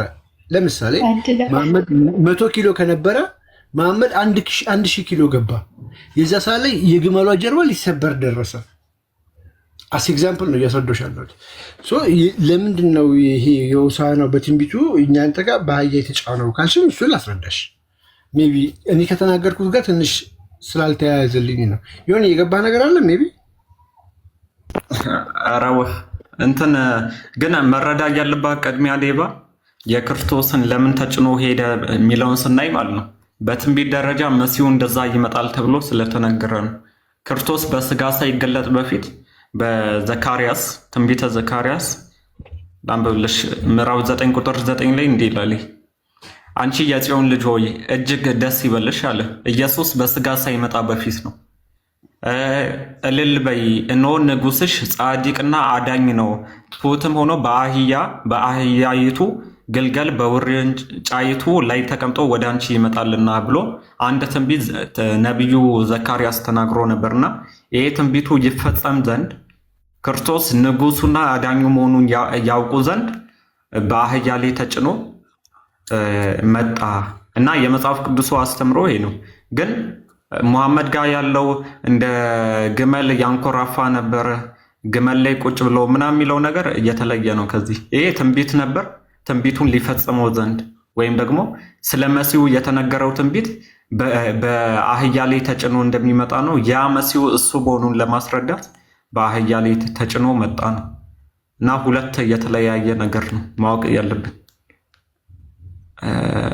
ቀጥል ዴቭ።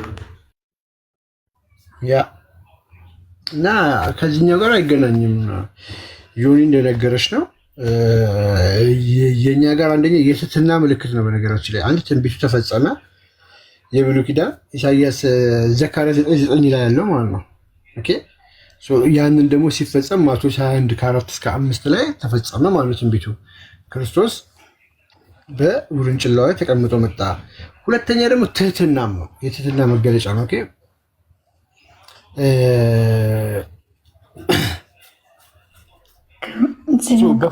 በጥንት ዘመን ሲኬድ የነበረው ነው። ፖይንቲን እያስጠፉብኝ ነው። ማሺ ኮሜንታተሮች ፖይንቲን እያስጠፉብኝ ነው።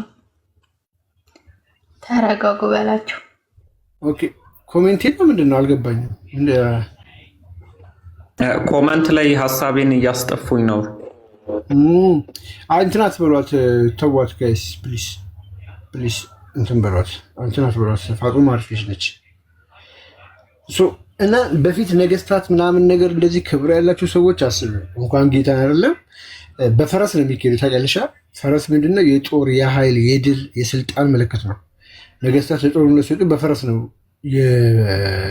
የሚሄዱት ማለት ነው። አህያ ደግሞ የሰላም የትህትና የአገልጋይነት ምልክት ነው። ኦኬ አህያ አገልጋይ ነች፣ ብታገለግል ነች።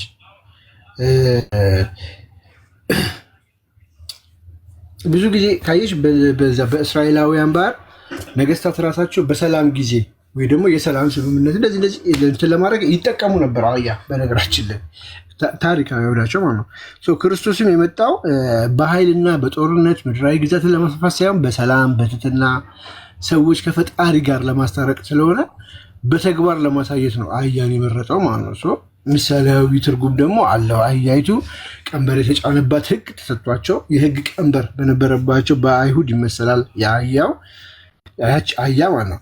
ውርንጭላይቱ ደግሞ ምንድነች? ማንም ያልተቀመጠባት ነች። ታውቂያለሽ? ያቺ ውርንጭላ ያቺ አህያ ማንም ያልተቀመጠባት ነበረች ያቺ አህያ ማለት ነው። ሕገ ኦሪት ላልተሰጣቸው ጣዖት በማምለክ ለኖሩት ላልተገሩ ህዝቦች እነሱን ጭምር ምሳሌ በማድረግ ነው ማለት ነው።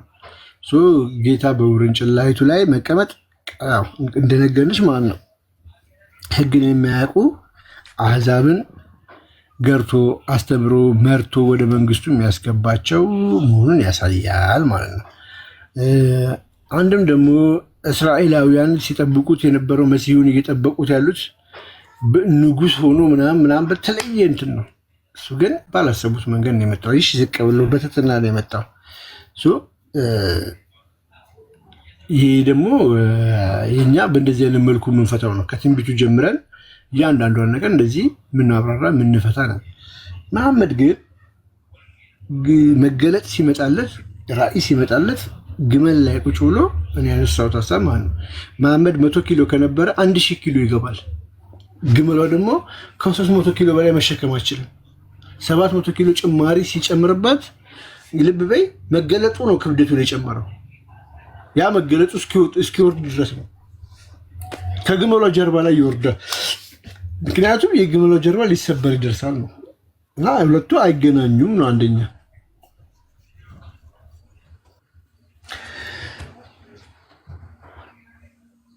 ግልጽ ነኝ ፋጡማዬ? ኦኬ ቀጥይ። ጥያቄን እንኳን ማታ ብጠይቅ ይሻላል ቤትም ስለምገባ።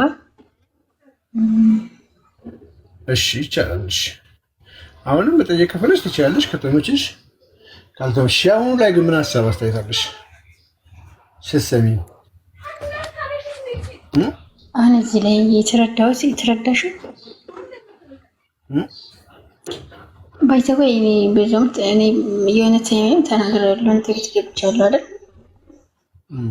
ተናግራለሁ። ብዙም ያነክር ስለ እምነቴ እንዲህ ነው ማለት አልችልም። ምክንያቱም በውስጥም እየመጡ ለምን ምናምን አትችይ ምናምን እያሉ ነበር ሙስሊሞችም እና በእኔ የሚገለጽ አይደለም።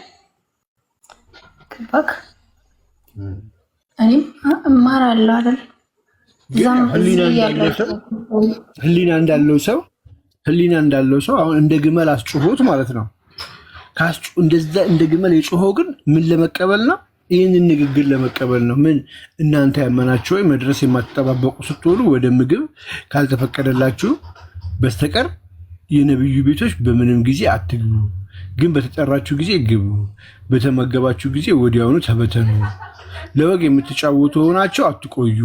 ይህ ነብዩን በእርግጥ ያስቸግራል፣ እናንተንም ያፍራል፣ ግን አላህ እውነትን አያፍርም። ዕቃንም ለመዋስ በጠየቃችሁ ጊዜ ከመጋረጃ ጀርባ ሆናችሁ ጠይቁ። ይህ ለልቦቻችሁ በልቦቻቸው የበለጠ ንጽህና ነው። አላህና መልእክተኛው ልታስቸግሩ ሚስቶቻቸውንም ከእርሱ በኋላ ምንም ጊዜም ልታገቡ ለእናንተ አልታዘዛችሁም። ይህ አላህ ዘንድ ከባድ ኃጢአት ነው። ይህንን ለመናገር ወይ እንደ ንብ ጥዛስ ብሎት ወይ እንደ አዲስ እንደተወለደች እንቧ አስብሎት ወይ ደግሞ እንደ ግመል አንኮራፍቶ ጮሆ ይህንን መልእክት ነው ነግሮት የሚሄደው። ይህንን መልእክት ለመናገር ማለት ነው። ታዲያ አንቺ ስታስቢው አንደኛ የትኛው ነብይ ነው በእንደዚህ አይነት መልኩ እስልምና የነብያት ሃይማኖት ከሆነ የትኛው ነብይ ነው እንደዚህ አይነት መገለጥ የመጣለት? የመጀመሪያ ጥያቄ በእንደዚህ አይነት መልኩ መገለጥ የመጣለት። ሁለተኛ ጥያቄ ይሄ ምንድን ነው ጥቅሙስ? ይቺን ለመናገር የዚህን ያህል ሰውየው ማስጨነቁ ምንድን ነው ጥቅሙ? ይሄስ ደግሞ ይህን ያህል እሱ ተጨንቆ እንደዛ ጮሆ እንደዛ አጓርቶ ያስቀመጠልን ነገር ምን ልንጠቀምበት ነው? አሁን ይህንን ለእኔ ምን ይጠቅመኛል? ለአንቺ ምን ይጠቅመሻል? መሐመድ ሞቷል። ከመሐመድ በኋላ ነብይ አይመጣም። ስለዚህ የሆኑ ሰዎች መሐመድ ቤት ገብተው በቃ ቁጭ ብለው ምናምን እያዛጉ አስቸገሩት። እሱ ያፍራል አለ። የመሐመድ ሚስቶችን ቢሞቱ ማታግቡ አለ። ከቤት ውጡልኝ አለ። በቃ ስጠራችሁ ብቻ ግቡልኝ ምናምን። አሁን ይሄ ይቀራል። ሲሰገድ ይሄ ምንድን ነው? የፈጣሪ ቃል ይሄ ያልተፈጠረ ዘላለማዊ ቃል ነው የምንለውስ ምንድን ነው? እነዚህን ሁሉ ጥያቄዎች ግን አንድ ኖርማል ሰው መጠየቅ ያለበት ጥያቄ ነው። ቀለል አድርጎ ማለት ነው። ቀለል አድርጎ ያንን ሁሉ ጮሆ እንደ ግመል እንደ ጥጃ እንደ ንብ አጓርቶ ይህንን ነው ግን የተቀበለው። ምንድን ነው ጥቅሙ የሚለው መነሳት ያለበት ነጥብ አይመስልሽም? ስም ያለሽ ቀጥይ። ብዙም የትምቼ ስላልነበረ ነው። እናንተ ያመናችሁ ሆይ መድረሱን የማትጠባበቁ ስትሆኑ ወደ ምግብ ካልተፈቀደላችሁ በስተቀር የነብዩን ቤቶች በምንም ጊዜ አትገቡም። እዚህ ጋር አንተ ተረዳበት ነገር ምንድን ነው? እናንተ ያመናችሁ ሆይ መድረሱን የማትጠባበቁ ስትሆኑ ይላል። እኔ የተረዳሁበት ሳይሆን ቁርአን እኔ ሙስሊሞች እንደሚረዱት ነው የምረዳው። እኔ ያወጣልሻለሁ። ይሄ አስባበል ንዙል አለው። ይሄ የወረደበት ምክንያት ዘይነብን የሐፍሳ ማለት የዘይድን ما شفنا إذا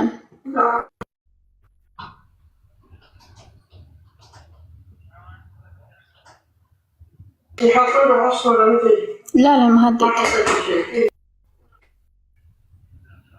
ችግር የለም ጨርሽና ነሽ ጨርሽና ነሽ ችግር የለም ጠብቅሻለሁ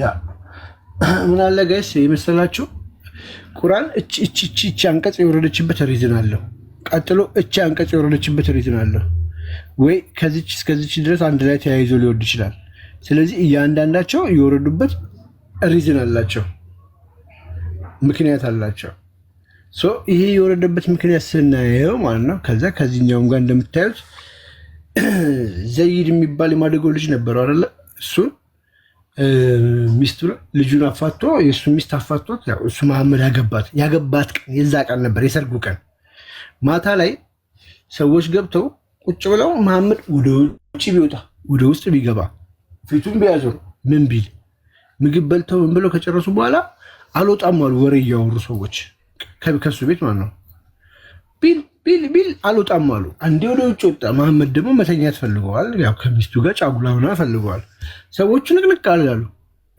ከዛ አላህ መገለጥ አወረደ ምን የሚል ይሄንን እናንተ ያመናችሁ ሆይ አለ መድረሱን የማትጠባበቁ ስትሆኑ ወደ ምግብ ካልተፈቀደላችሁ በስተቀር የነብዩ ቤቶች በምንም ጊዜ አትግቡ ግን በተጠራችሁ ጊዜ ግቡ ካለ በኋላ በተመገባችሁ ጊዜ ወዲያው ተበተኑ አላችሁ አትቆዩ ቀውጡ ከተጠሩ አትምጡ ከተጠራችሁ ነው ከበላችሁ በኋላ ደግሞ ውጡ አትቀመጡ ስላስቸገሩት ማለት ነው ከዛ አያይዞ ለወግ የምትጫወቱ ሆናችሁ አትቆዩ አለ ወሬ እያወራችሁ አትቆዩብኝ ይህ ነብዩን በእርግጥ ያስቸግራል በጣም ይቸግራል መሐመድ አለ ከእናንተም ያፍራል ቅድም እንዳያችሁት መሐመድ አፍሮ ነበረ አላህ ነው ያላፈረው ማለት ነው ከዛ አላህ ግን አለ አያፍርም አለ ከእውነት አያፍርም መሐመድ አፍሯል አላህ ነው ያላፈረው መሐመድ ሸሚዞት ሲንጎራደር ቆይቶ አላህ ግን አላፈረም እንደ ግመል አንጎራፋውና ይህን መገለጽ ሰጠው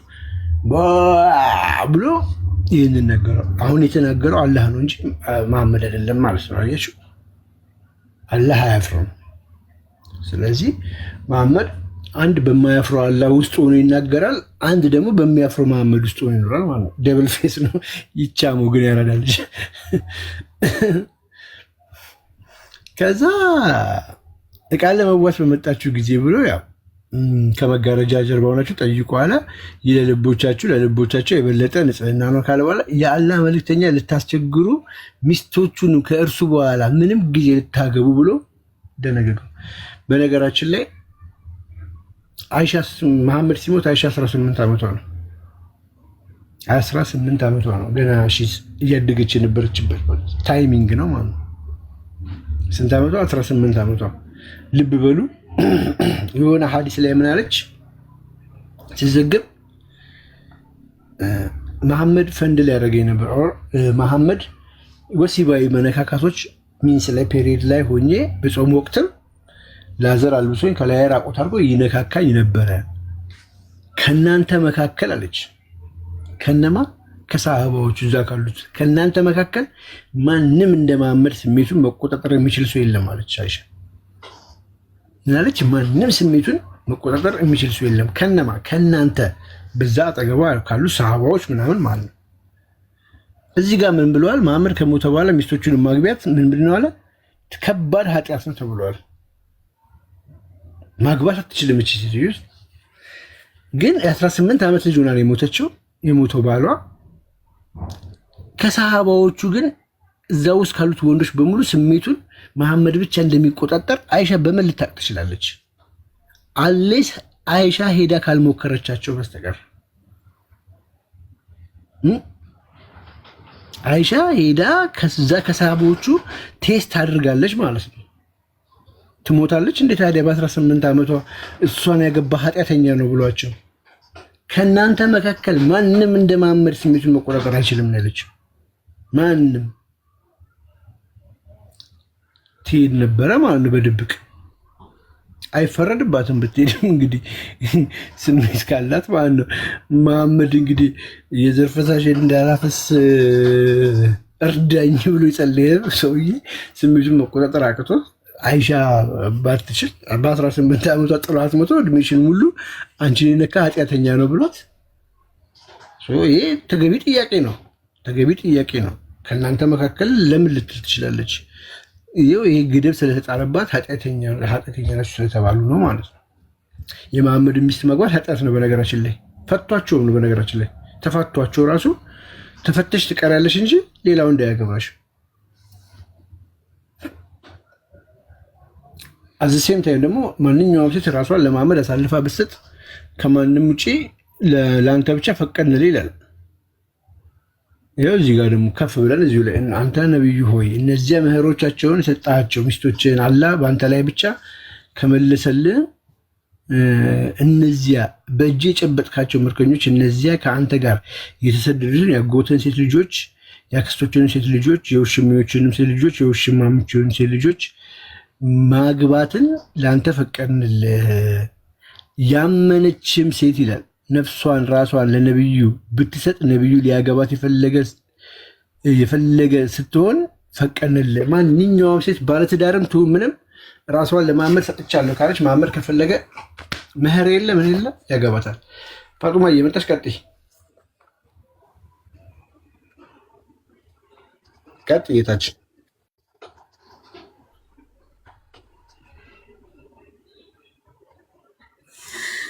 ቅርሳ ሰመቶ ነው። ምን ላይ ነበር? ለርዕስ እኮ ስትሃል እዚህ ጋር አይደለንም የነበር ነው። እዛ ነኝ ያለው እስክትመጪ ድረስ ነው። እናንተ ያመናችሁ ወይ መድረስ የማትጠባበቁ ስትሆኑ ወደ ምግብ ከተጠራችሁበት ቦታ እዚህ ጋር ነበር የቆምነው። እናንተ ያመናችሁ ወይ መድረሱን የማትጠባበቁ ስትሆኑ ወደ ምግብ ካልተፈቀደላችሁ በስተቀር የነቢዩን ቤቶች በምንም ጊዜ አትገቡም። ግን በተጠራችሁ ጊዜ ግቡ።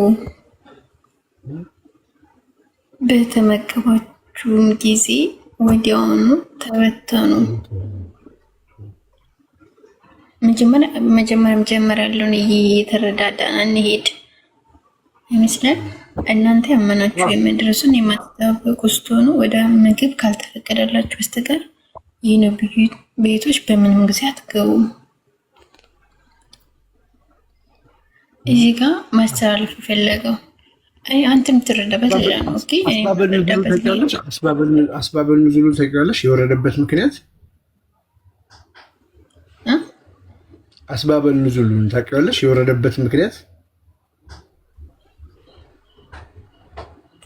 አሳየኝ።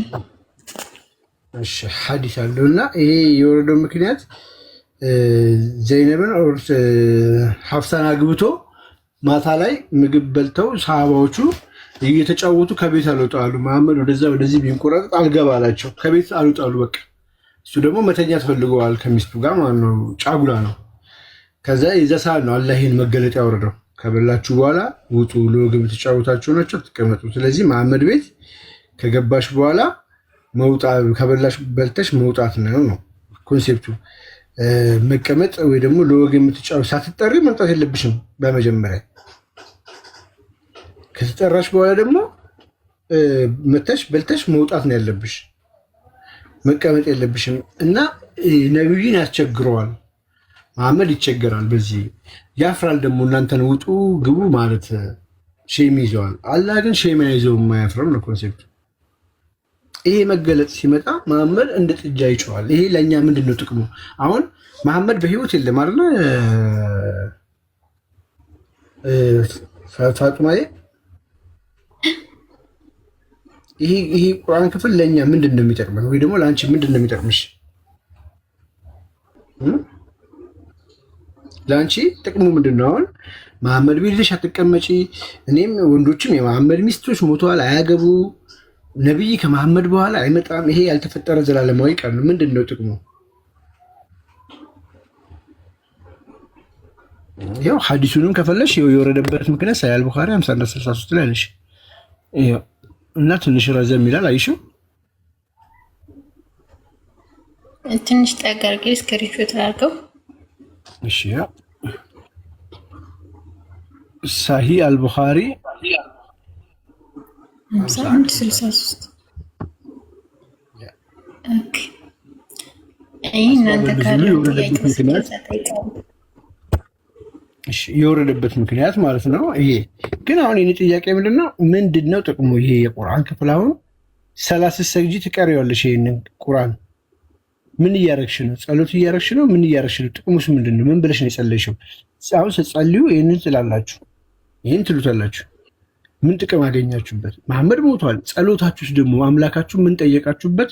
ምንስ ተመሰገነበት? እዚህ ውስጥ አምላክ ምንድነው ጥቅሙ? እንጀራል መለኮታዊ ጥቅም አለው ይሄ ነገር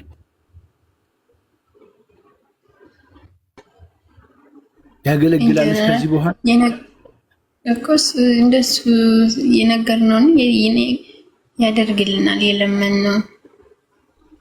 አይ ይሄ እኮ መሐመድ ቤት ምግብ ገብቶ ስለመብላት ነው የሚያወራው። መሐመድ ሞቷል እኮ። የመሐመድ ሚስቶችን አታግቡ ነው የሚለው። የመሐመድ ሚስቶችም ሞቷል። የመሐመድ ሚስቶችን ስታናግሩ በመጋረጃ ጀርባ አናግሩ ነው የሚለው። ከዚህ በኋላ ነብይም አይመጣም። የመሐመድ ሚስቶችም መሐመድም ሞቷል። አሁን ይሄ ለኛ ምን ያገለግለናል? ይሄ ዘላለማዊ ያልተፈጠረ ቃል ነው ተብሎ እንዴት ይሄ ለዑመር ለሌሎች ሰሃቦች ያገለግላል? አያገለግልም። ለነብዩ ነው የተባለ። ቀጥሎ ብቻ እኮ አይደለም ከፍ ስትይም እነዚህም አሁን ለነብዩ የመጡ ናቸው። በጣም ብዙ የቁርአን ክፍል ማለት መሐመድ የራሱን መብት ነበር ሲያስጠብቅ የነበረው በቁርአን ውስጥ አላህ ነገረኝ ብሎ ዱ ዩ ቲንክ ስታስቢው አላህ የተናገረው ይመስልሻል ንግግር ወይስ መሐመድ ራሱ ለራሱ የተናገረው ይመስልሻል? ዝም ብለሽ ስትገምቺ እንደው ስታስቢው በጭንቅላትሽ አላህ የወረደ ነው። እንዴት አላህ ይህንን ህግ አስቀድሞ ለምን አይሰጥም? የግድ እነዚህ ሰዎች ገብቶ እሱ ቤት ሲጫወቱ እሱ የሆነ ነገር ሲፈልግ ሁል ጊዜ ለምን ይናገራል? እሱ ቀድሞ የሚያውቅ አምላክ ስለሆነ ለምን አስቀድሞ ህግ አልሰጠም? አላህ ለምን የመሐመድን ፍላጎት እየተከተለ ይሰጣል? እዚህ ጋር እኮ መሐመድ ሼም ይዞታል። አላህ ግን አሁን አላህ የተጨነቀው ለመሐመድ ነው። መሐመድ ሼም ይዞት ነው ገብቶ ከሚስቱ ጋር መተኛት ፈልጓልና ለምን ቤቱ ትቀመጣላችሁ? ከበላችሁ በኋላ ውጡለት። ወሲብ ማድረግ ፈልጓል መሐመድ። ስለዚህ ቶሎ ሂዱለት። እሱ እኮ ስለሚያፍር ነው። እኔ ግን አላፍርም ብሎ አላህ ዱ ዩ ቲንክ አላህ ነው ይሄን ያለው? እሺ እንቀበል፣ አላህ ይበል። ለምን አስቀድሞ ሁሉንም አይሰጠውም? ለምን ይሄ ችግር ሲፈጠር እንደ መፍትሄ ለምን እየመጣ ይነግረዋል? አላህ ሁሉን አዋቂ ጌታ ስለሆነ አንድ ጊዜ ቁርአን መስጠት ነበረበት። መሐመድም ታማኝ ይሆናል። ሰዎችም በመሐመድ አምነው በአላህ አምላክነት አምነው እንዲቀጥሉ ያደርጋቸዋል። ገብቶሻል? አሁን መጽሐፍ ቅዱስ ላይ ትንቢቶች አስቀድመው ይነገራሉ። ክርስቶስ አስቀድመው እንድቅድመውን ትንቢተ ኢሳይያስ ላይ ነገርንሻለ። በውርንጭላ ተጭኖ ይመጣል የተባለው አስቀድሞ ከ700 ዓመት በፊት የተነገረው ተፈጸመ። እግዚአብሔር አስቀድሞ የተናገረውን ይፈጽማል። እንደዚህ አታርጉ እንደዚህ ቢባል አያረግም ሰው። ኦኬ ያ ግን መሐመድ የሆነ ፍላጎት ሲኖሩ ነው። ይሄ ክፍል ብቻ እኮ አለው። ብዙ ክፍሎችን ካየሽ ለምሳሌ ያቺ ያገባት ራሱ ይሄ ችግር የተፈጠረበት ቀን ያገባት ሚስቱ ጫጉላ ሊተኛ የፈለገበት ቀን መሐመድ አልፈለገም ነበር። ድንገት ነው ልጁ ቤት ሲሄድ በውስጡ ለብሳሷት ተመኛት። መሐመድ አልቻለም። ከዛ ዘይድ መጥቶ መሐመድ መጥቶ እንደዚህ አይቶኝ ስትል በቃ እሱም ስለገባው የአባቱን ባሪ ስለሚያውቅ ልፈታት ነው ሲል አትፍታ ሚስትህን አትፍታት አለው። ካለው በኋላ አላህ መጣና ለምን አትፍታት አልከው? አላህ አንተ ልብ ውስጥ ያስቀመጠውን የእሷን ፍላጎት ለምን ትደብቃለህ ብሎ አላህ ተናገረ። ያው ኢዳዝ ሜክ ሴንስ። እሺ ልክ እንደዚህ ብዙ ሴንስ የማይሰጡ ክፍሎች አሉ። እና ይህንን እንዴት ነው አላህ ተናግሮታል ብለሽ ልታስቢ የምትችይው? ፋጡማዬ ምን የሚያስብል ነገር አለ?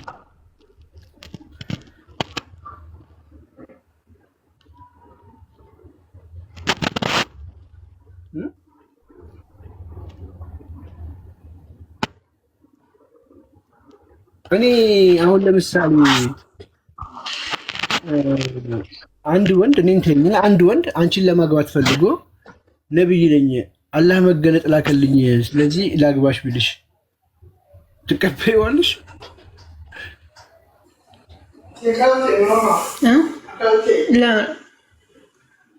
አትቀበይም።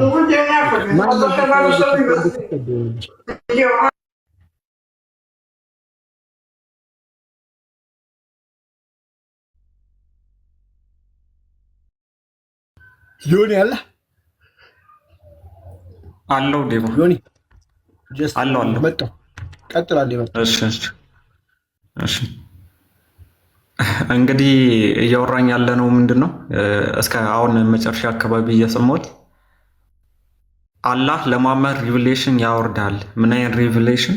ስጋዊ ምኞቱን ለመፈጸም ሲፈልግ አላህ ወይም አምላክ አወረደልኝ እያለ ቁርአንን እንደሚያወርድ ኦኬ እየተወራ ነበርና ፋጡማ ካለሽ መቀጠል እንችላለን ከተመቸሽ። ሙስሊሞችም ካላችሁ እንትን ግቡና መቀጠል እንችላለን።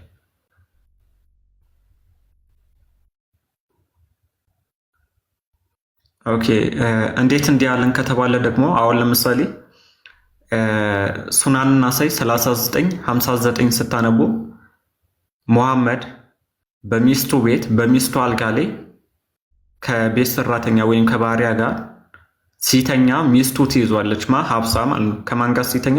ከቤት ሰራተኛው ከማርያ ቅብጥያ ጋር ሲተኛ ትይዘዋለች።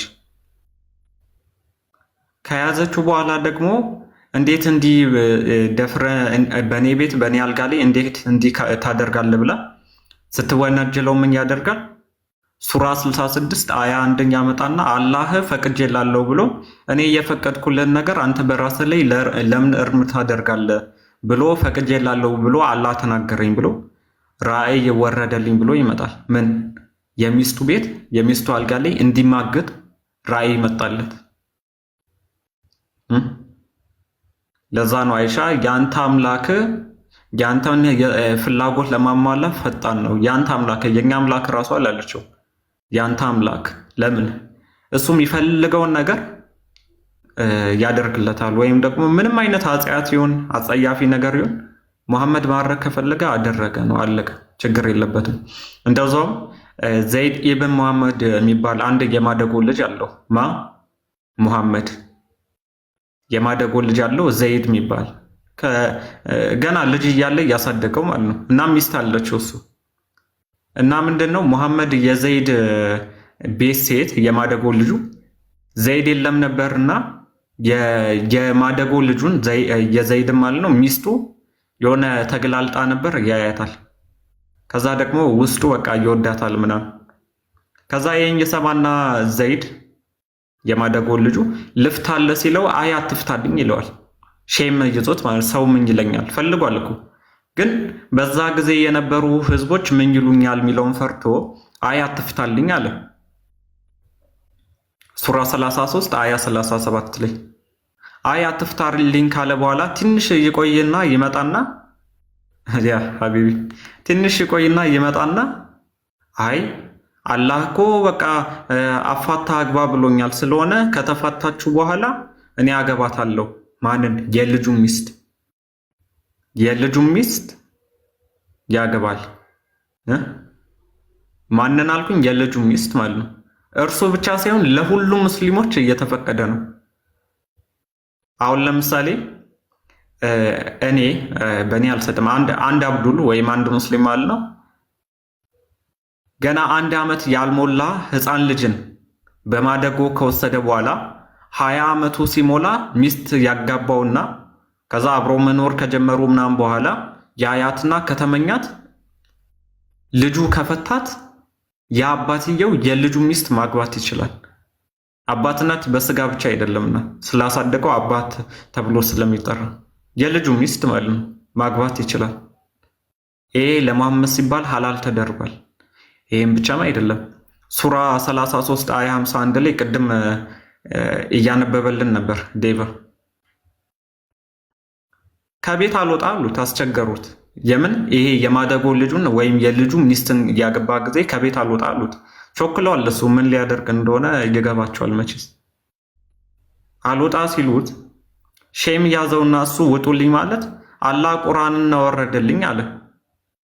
አላህ ቁርአንን አወረደልኝ ምን የሚል ሙሐመድ አይናፋር ነው ያፍራል፣ ስለሆነ ቤቱ በገባችሁ ጊዜ ከቤቱ ቶሎ ተበተኑ፣ ቶሎ ከቤቱ ውጡ እያለ ይናገራል ማለት ነው። ህፃን ማግባት ሲፈልግ ሱራ 65 አያ 4 ላይ ፔሬ ያላዩ ህፃናትን ማግባት ትችላላችሁ ብሎ የሚፈቅድ አያን ያወርዳል ለመሐመድ ህፃን ጮጬዋን አይሻን እንዲያገባ ማለት ነው። ከቃሉ ጋር ናችሁ ትላል። ለማንኛውም ግን ይሄ ነው በቃ ቁርአን ሐዲስ ምናምን ካያችሁ እንዳለ የመሐመድን የገዛ ስጋዊ ምኞቱን ለመፈጸም ያመጣው ነው። አላህ የሚባልም ያመጣው ሌሎችም አላህም ተባለ። ከዛ ደግሞ ሌሎችም ፊክሽናል ካራክተር ናቸው፣ ጅብሪልም ቢሆን ማንም ቢሆን ማለት ነው። እና መሐመድ የገዛ የስጋውን ስሜት ለመፈጸም የፈጠረው ሃይማኖት ነው እንጂ እንደዛ አይደለም ማለት ነው። ለማንኛውም እውነተኛ አይደለም። አላህ በህልውና የለም፣ ግን የገዛ ፍላጎቱን ለመፈጸም ሲል እንደዛ አደረገ። አዎ እንደዛ ነው። ኢትስናትም ኧረ እኔ ቀልዴን ነው። ይሄ ምን ቃሉ ይባላል? እሺ ለማንኛውም ግን እሱን ማየት ያለባችሁ ማለት ነው። እና እስልምና መሐመድ የገዛ ስሜቱን ከዛም አልፎ ደግሞ የወንዶችን ስሜት ለማስፈጸም ስጋዊ ስሜት ማለት ነው የፈበረከው ወይም የፈጠረው ሃይማኖት መሆኑን ማወቅ እንችላለን ከአያዎቹ ተነስተን። ፋጡማ አለሽ?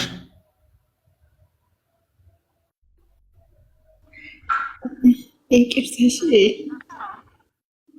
በስም ስላልተመቸኝ ነው። እሺ በቃ ችግር የለም። ሲመቸሽ ገብተሽ ማውራት ትችላለሽ። ኦኬ እሺ፣ አንድ ነገር ልጠይቅና ልውጣ። እሺ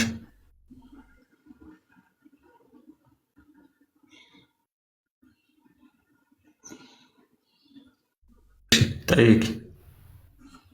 እሺ አይ እንትን ነው ይሄ ውስጥ ጥያቄ ሲሆን ምን ጀነራል ገባህ? ለምሳሌ ከኛም ማየው ስላለ ልክ እናንተ ጋም እንዳለ ብዬ ነው። ለምሳሌ እኛ መርየም የኢሳ እናት እናንተ ኢየሱስ የምትሉት እኛ ጋር በቃ እንትን ምዕራፍ አላቸው የተጻፉበት ማለት ነው።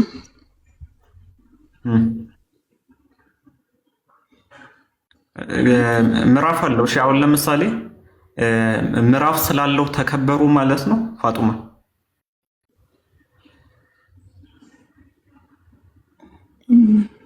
አይ እንደዛ ማለት አይደለም። ምዕራፍ አላቸው ማለት ያው ዙሮ እኛም እናከብራቸዋለን፣ እንወዳቸዋለን። ይሄ ክብር አይደለም። ለምን መሰለሽ? ሁለተኛ ምዕራፍ ሱረቱ አልበቀራ ስትሄጂ የላሚቷ ምዕራፍ ሚላለ፣ ስድስተኛው ምዕራፍ ሱራ 6 ስትሄጂ ሱረቱ አልአናም የከብቶች ምዕራፍ አለ እና ከብቶችና ላሞች እንደ ሰው ተከብረው ነው ከመርየም እኩል ማለት ይቻላል? አይደለም። ምንድነው? ስለ ላምና ስለ ከብቶች ስለሚያወራ ነው በስማቸው እየተሰየመው። ልክ እንደዛው ሱረቱ አልመርየም እየተባለው ስለ መርየም ስለሚያወራ ነው እንጂ መርየምን አክብሯት አይደለም። አሁን ለምሳሌ ሱራ 66 አያ 12 ላይ ስትሄጂ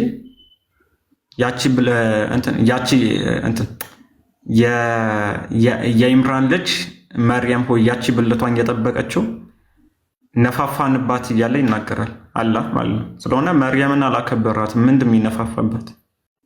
እንዲህ አይነት ነገር እየተነገረ እና ይሄ ነው ፋጡማ። ለምሳሌ እናንተ መጽሐፍ ቅዱሳችሁን የምትፈቱበትና እኛ የምንረዳበት የተለያየ ነው አይደል? የወንጀለኛ መቅጫ ህግ ታውቂያለሽ? የወንጀለኛ መቅጫ ህግ የሚል አለ ታውቂያለሽ? በህገ መንግስቱ የወንጀለኛ መቅጫ ህግ የሚል አለ ታውቂያለሽ አይደል? በኢትዮጵያ ህገ መንግስት።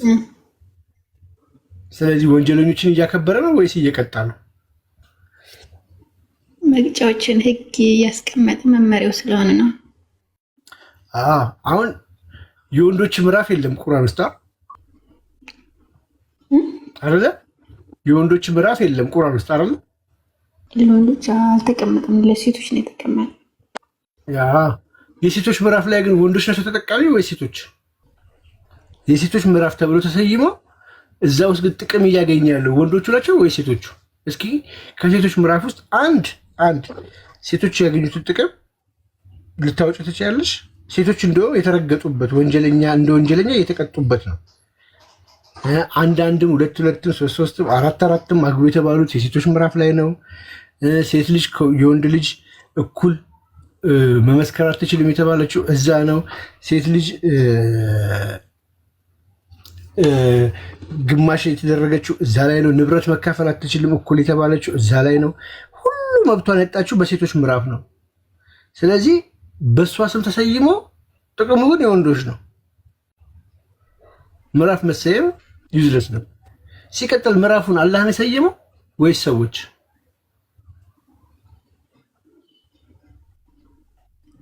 ብዙ ጊዜ ሙስሊሞች ተሸወዱት። የሴቶች የእንስሳት ምናምን ብሎ አላህን የሰየመው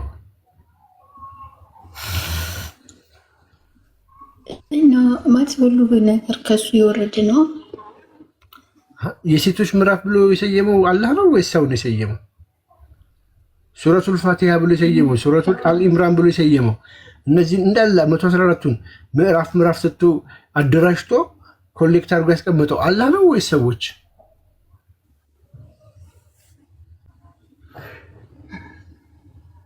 ቁርአን ውስጥ እኮ የሰዎች ሀሳብ አለበት። ሱረቱል ፋቲሃ እኮ ሰዎች ናቸው እኮ የሰየሙት። ሱረቱን እንደዚህ ስሞቹን እንዳለ የሰየሙት ሴቶች ናቸው፣ ሰዎች ናቸው እንዳለ የሰየሙት 114ቱን ምዕራፉን። እሺ እንዳትሸወች ጠይቂያቸው። አላህን የሰየመው ወይስ ሰው ብለሽ ጠይቂያቸው። አላህ የሴቶች ምዕራፍ ብሎ አላወረደም ማለት ነው። አልጨረስኩም እኮ ግን ሀሳቤ። እሺ ጨርሽ። እና መርየም የኢሳ እናት እኛ ጋር ለቁርአን ውስጥ ማለት ነው። በቃ እናንተ የምታመልኩት ጅብሪል ማለት ገብርኤል እንደምትሉት ሁሉ እኛ ጋር ለማለት ይቻላል። እኛ ግን አላህ ሱብሃነሁ ወተዓላ በእናንተ የተጻፈበት ምዕራፍ ምናምን አለ። ይሄን የጠየኩህ እንትን ነው። ይህን ጀነራል ዝም ብለህ አንዳንዴ ቀድሞ የመጣና አሁን የመጣ የሚባለው ለመለየት ከምዕራፍና እመቤታችን ቅድስት ድንግል ማርያም በመጽሐፍ ቅዱስ የተከበረችው ነው ያህል የትም አልተከበረችም። ይሄ ሳክስ ነው፣ ሌሎቹ ጋር ሄደው የሚነግሩሽ ማለት ነው። መርየም ልብ በይ አስተውይ። መርየም ቅድም የሆኑ ይነግሮሻል። ጅብሪልም ገብርኤል አይደለም፣ መርየምም ማርያም አይደለችም ብለን የምናምነው ለምን? እመቤታችን ቅድስት ድንግል ማርያም ለአኩ ሲመጣ ወንድ ልጅ መስራት የመጣ መስራት አልደነገጠችም። በቀሚሱ ከፍቶ በማዕፀኗ አልነፋባትም። ይህ ነገር አይገናኝም። አንድ ሁለተኛ ክብር ማለት ነው ከሴቶች ሁሉ የተባረክሽ ነች ተብላለች። ከምን? ከሴቶች ሁሉ የማህፀንሽን ፍሬ የተባረከ ነው። አምላክ ማለት አምላክን መፀነስ ንጹህ ነች። እሷ ንጽሕት ነች። አምላክን መውለድ ማለት የአምላክ እናት መሆን ማለት ከዚህ በላይ ክብር ምንም የለም። ማንም ሊያከብራት አይችልም። ፈጣሪ እግዚአብሔር ያከበራትን ያህል ክርስቶስ ያከበራትን ያህል ማንም ሊያከብራት አይችልም። ማንም ብትሰይሚላት እንትሰየምኩላት ብቲ ሐውልት ቀረጽኩላት ብቲ እንደዚህ ያረኩላት ብቲ እሱ ከከበራት በላይ ማንም ሊያከብራት አይችልም። ወላዲተ አምላክ ነው የምንላት እኮ እኛ የአምላክ እናት አምላክን በስጋ የወለደችው ከዚህ በላይ ክብር አለ እንዴ? እመቤታችንን እኛ አከበርን ብለው እያዋረዷት ነው። በማህፀኗ ነፋ በእንደዚህ ገባ እየተባለ ቢሆንስ አልተከበረችም። ክብር እንደዛ አይደለም። ሲቀጥል ልጇ ሞቶ 6 ሳታቅ ነው ልጇ ተመስሎ ነው የሞተው። አልሞተም ልጇ። እሷ ግን ልጇ እንደሞተ አውቃ ነው የሞተችው። ኢሳ ሞተ ብላ የምታምስት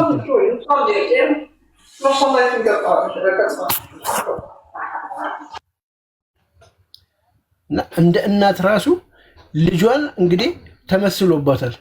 ልጄ ሞተ ብላ እናት ምን ላይ ልታዝን እንደምችል አስበው። ልጇ ሲሞት ግን ልጇ አልሞተም። ይህንንም አልነገራትም አለ። ዝም ምን ያለት እሷ ሞታ በስብሳ ከ600 ዓመት በኋላ ኦኬ እኛ ጋር እመቤታችን ቅድስት ድንግል ማርያም በደንብ የተከበረች ነች። በደንብ ከምልሽ በላይ ማንም ሊያከብራት አይችልም። የአምላክ እናትነትን መስጠት ማንም ደፍሮ እኮ ማይናገረው እኮ ነው።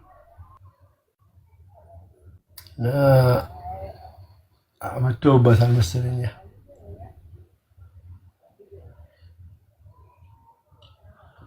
ይሁን ያለ አስተናግዳትና ትንሽ ሻወር ገብቼ ምናምን ልወጣ ነው።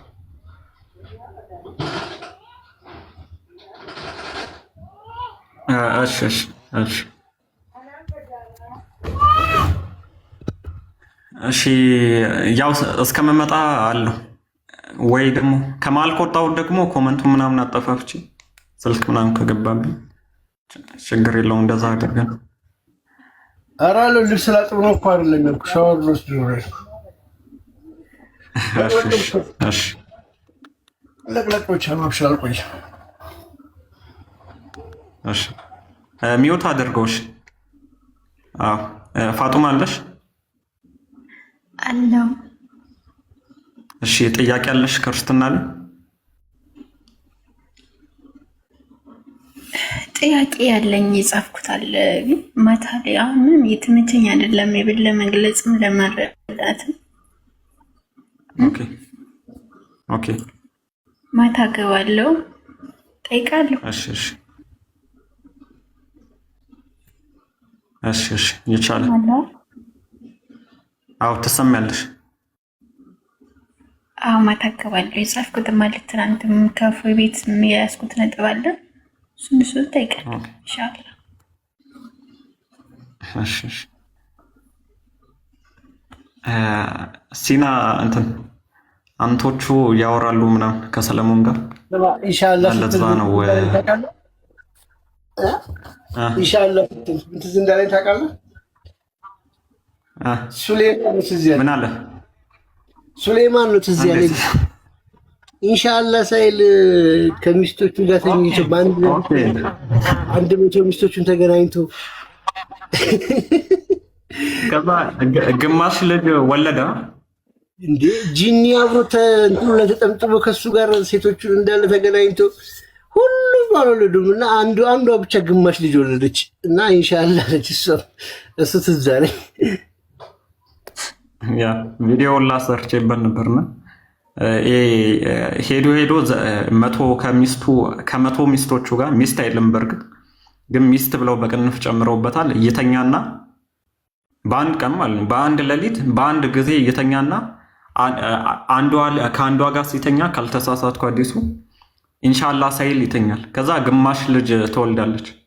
ግማሽ ልጅ ምን ማለት እንደሆነ ባይገባንም እንግዲህ ግማሽ ሲባል ወይ አንድ እጅ፣ አንድ እግር፣ አንድ አይንና አንድ ጆሮ፣ ግማሽ አይምሮ እንዲህ ነው የምናውቀው።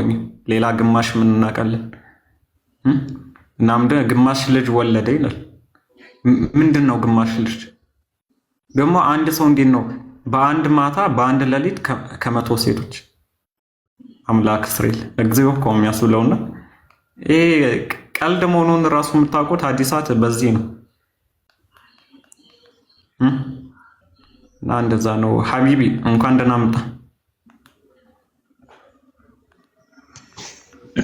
ዮ ሰላም ብያለሁ። ዴባ ሁላችሁም፣ ፋጡማ ታች ያላችሁ እንዴት ናችሁ? አላችሁ አለን እግዚአብሔር ይመስገን። ያ ባይ ዘ ዌይ ፋጡማ ጥሩ መረዳት አለሽ። አይ ቲንክ ጥያቄ እናስተናግዳለን እኛ በየትኛውም ታይም መተሽ መጠየቅ ትችያለሽ። ኦፕን ነው ቤታችን። አሁንም እያስተናገዱሽ ነው። ጥያቄ ካለሽ የትኛውም ጥያቄ የሚሆንብሽ እዛ እነሱ ኡስታዞችሽ እንደሚናገሩ አይደለም። እኛ ጋር ያለው አስተምሮ ራሳቸው ፈተው እንትን ብለው ነው የሚያስቀምጡት። እኛ ጋር ያለው አስተምሮ ግን እንደዛ አይደለም። ትክክለኛ የሆነ አስተምሮ ነውና እንደዛ ነገር ኤኔስ ስለ ነብይሽም የተናገሩት አሁን ለምሳሌ ነብያችን አዛኝ ናቸው ሲባል ደጋግመሽ ሰምተሻል። ግን ያ ትልቅ ከእውነት የራቀ ዘገባ ነው። ከእውነት የራቀ ትምህርት ነው። አዛኝ ነበሩ ካሉሽ የቱ ጋር ነው አዝነው ማህበረሰቡን የታደጉት? ነብያችን እንደዚህ ነበሩ የቱ ጋር ነው? ነብያችን ፍቅር ነበሩ የቱ ጋር ነው ፍቅር ሆኖ ያሳዩት የሚለውን ብትጠይቂያቸው አያመጡልሽም። እና ታውቂያለሽ ሕፃን እያለን ተረት ተረት ተምረን እናውቃለን። አያጅቡ ሳይመጣ ተብለን ጅቡ አለ ተብሎ እንደዚህ አይነት ዕቃ ተጫውተናል። ያ ግን እውነት አይደለም። ራሳችንን በዛ ነገር ውስጥ ራሳችንን ምን እያደረግን ነው? እያዝናናን ነው፣ እየተጫወትን ነው። በኋላ ግን እንረሳዋለን። አይሽ አይደለም። አሁን ደግሞ መሐመድ ያላደረገው እንደዚህ ነው ብሎ መናገር ተረት ተረት ነው ማለት ነው። እየሰማሽ ነው? አዎ እንደዛ ነው። ከዛ ራስሽን እንትን በይ መዝኝ። አሁን ለምሳሌ አይናፋር ነው ይላሉ። አሁን አንድ መጽሐፍ ሐዲስ ላይ ነብያችን አይናፋር ነው ይላሉ። በምን ነገር ነው አይናፋር መሐመድ የሆነው? አንድ ቦታ ላይ ደግሞ ከባድ እንደሆነ ይናገራል። አሁን ለህይወት የሚገኝበት ትምህርት ቀጥታውን ለምሳሌ አይሻ የነብያችንን ፕራይቬት ፓርት ወይንም ብልት አይቻላቅም አለች። አይቻላቅም ብላ ዘገበች። ወደኛ ተላከ። ምንድነው ምክንያቱ? ከዚህ ምንድነው የምንማረው? አሁን ፋጡማ ሙስሊም ናት፣ አነበበችው።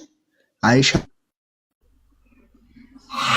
እንዳለችው ሚጢጢው አይሻ 6 ዓመቷ አይሻ የነብያችንን እንትን አይቻላቅም ብላ ተናገረች። ተዘገበ፣ መጣ። ምንድነው የምንማረው? ከዚህ ምንድነው የምንማረው? ይሄ ትምህርት ይሰጣል።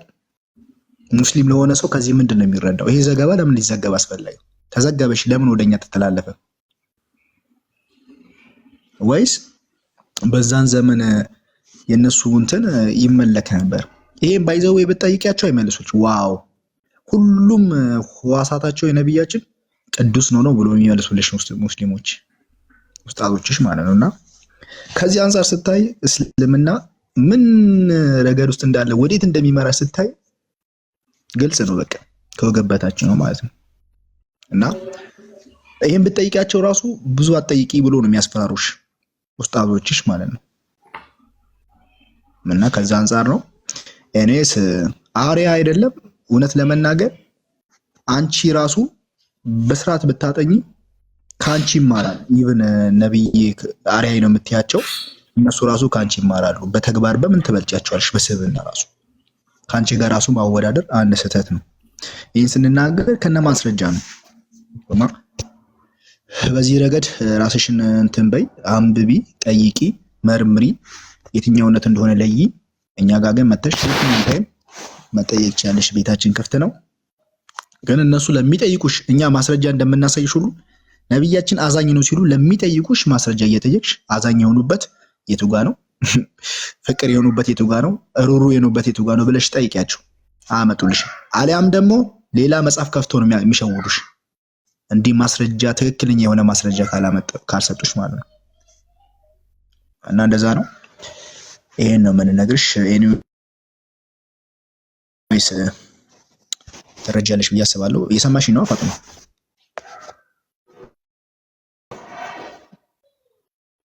አይ ቲንክ ስራ ላይ ነሽ። ኦኬ ኤኒዌይስ ቆስጣ እንኳን ደህና መጣ ቦስ።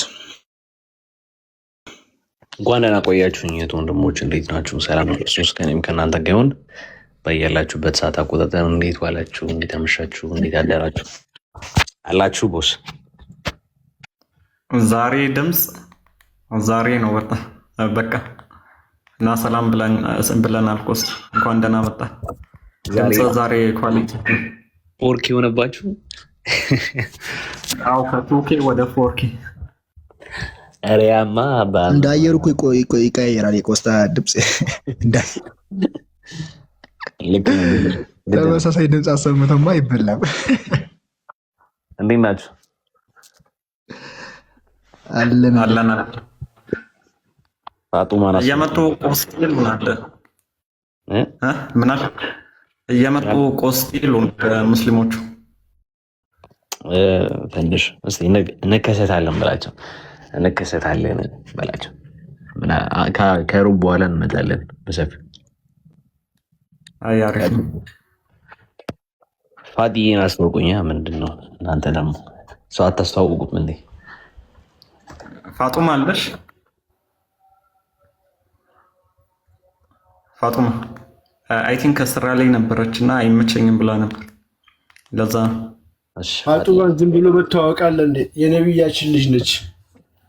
እሷ ስትጎዳ ነብዩ ይጎዳል።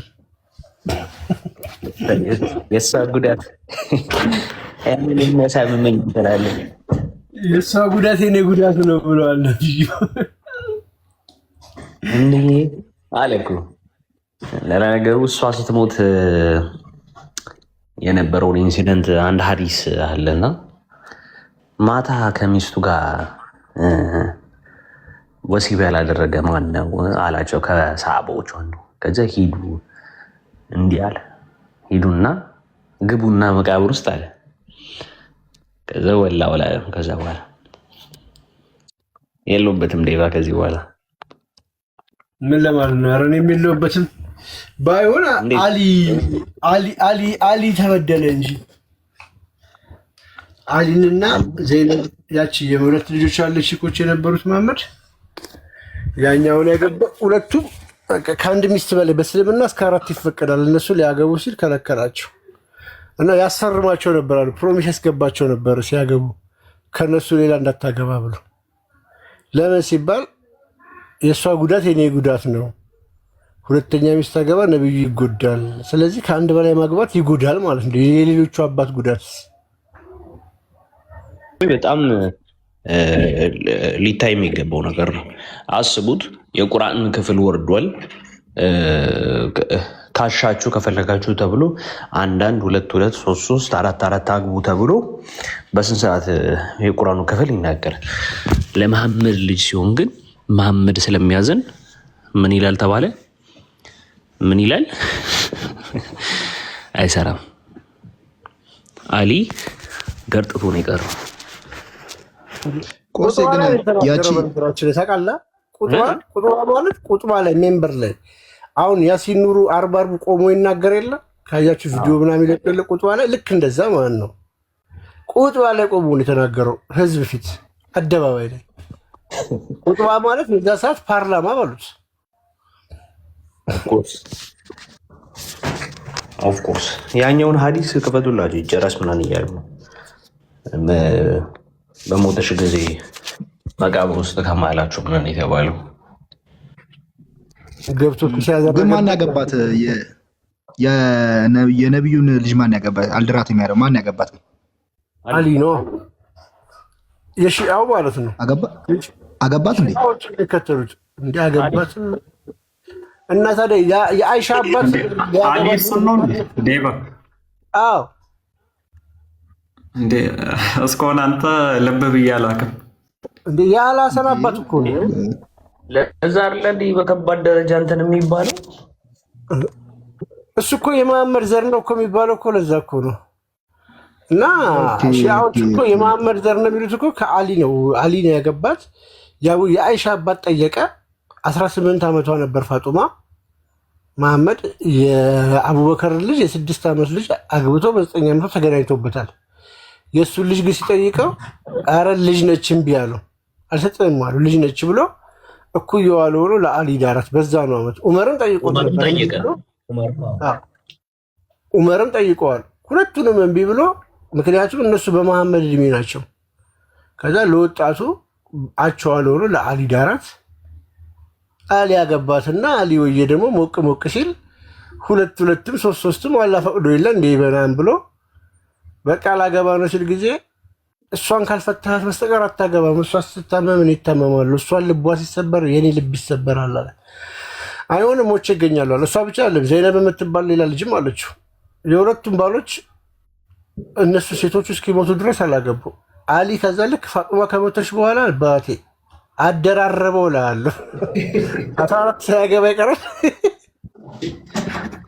ባሪያዎቹ ናቸው። እኔ በጣም የሚገርመኝ ባሪያ ችግር የለውም፣ ሚስት ነው የሚደብራቸው እነሱ። ሚስትማ ማነች የምትባል አምልያንች ምናምን የምትባል ሚስት ነበረች። በጣም የሚደበድባት ይቅጥቅጣት ነበር አልኩ። ይቅጥቅጣት አይሻን አንዴ ልቧን ብሎት ነበር ታውቃለህ? መሐመድ ልቧን በቦክስ ልቧን ብሏት ዘራሽ ቁርጥ ብሎ ምናምን ልሞት ደርሼ ነበር አለች እሱ ቦታ እኮ ኧረ ወይኔ ራሷ ስታለች የዛኔ ራስ መሳሳዩን በቃ ልቤ ስልብ ብላ ነበር ነው ያች። እንደዛ ነው እኔ የተረዳሁት። ስልብ ሲል እንዴት ተረዳው? ዲባ ስልብ ሲል ወደቅ እንደ ራሷ እንደመሳት ነው ይስ ምናምን ስልብ ምናምን ልቤ ስልብ ሲል ምናምን ራስ እንደመሳት ነገር አይደል? እንዴ ያንቃ ቋንቋ ልብ መሰለብን እንዴት ነው የምትረዳው? ጭው ምናምን ብሎ ባያቅም ዥው ምናምን ብሎ ባያቅም ጭውታ ዥውታ አታውቅም? አይ ጉዴ! ጭውታ ዥውታ የሚባል ነገር አለና በቃ ፌንት አሰራም ግን ምድር ትሽከረከርብሃለች። አሁን የቆስጤን ፕሮፋይል ብታየው 30 ይሆንብሃል። ነገሮች ይባዙብሃል ምናምን እንደዛ አይነት ነገር እንደዛ ነው። ኤክስፕሬሽን አገላለጹ እንደዛ ነው። እና ባሿ ተቆራርጦ ምናምን ነበር በጣም ነበር። ያው ግን ራሱን ስታ አልወደቀችም፣ ኮንሽየስ ነበረች በጊዜው። ግን 2-3 እየሆነባት ነበረ። መሐመዳውን በዛ ሰዓት እንዲህ አይኑ እግሩ ጋር ጆሮ ልቡ ጋር ምናምን ነገር ነበር የሚታያል። ብዥ ልብና እንደዚያ ያፈጫውን ክፍልፍል ብሎ አስበው መሐመድን ደግሞ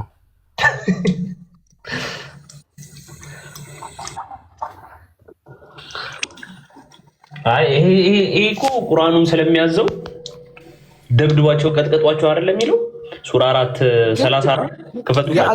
የአላህን ትእዛዝ እንዴት እሱ መከልከል ይችላል? አሁን ሌሎች ሴቶች ይሄ የአላህ ትእዛዝ ነው አላህን ፍሩ 4 ድረስ ይገባባቸው እየተባለ ቆስጤ እንዴት መሐመድ የአላህን ትእዛዝ ይጥሳል? ማን ስለሆነ እሱ ምንድን ነው? አላህ ካልሆነ አሊስ እሱ ራሱ አላህ ካልሆነ በስተቀር ኦፍኮርስ ትክክል እንዲህ ያለልኝ እንዲወረደልኝ ምናምን እያለ እንትን ስለነበር እራሱ አላህ ነው። መልእክቱን እንደመጣው ስለሚያውቀው ሪጎራውን ስለሚያውቀው ሰግጦ አልሰማችሁም ማለት ግን ሰዎቹ እንዴት ማስለውን ክልሉት ይገባ ነበር።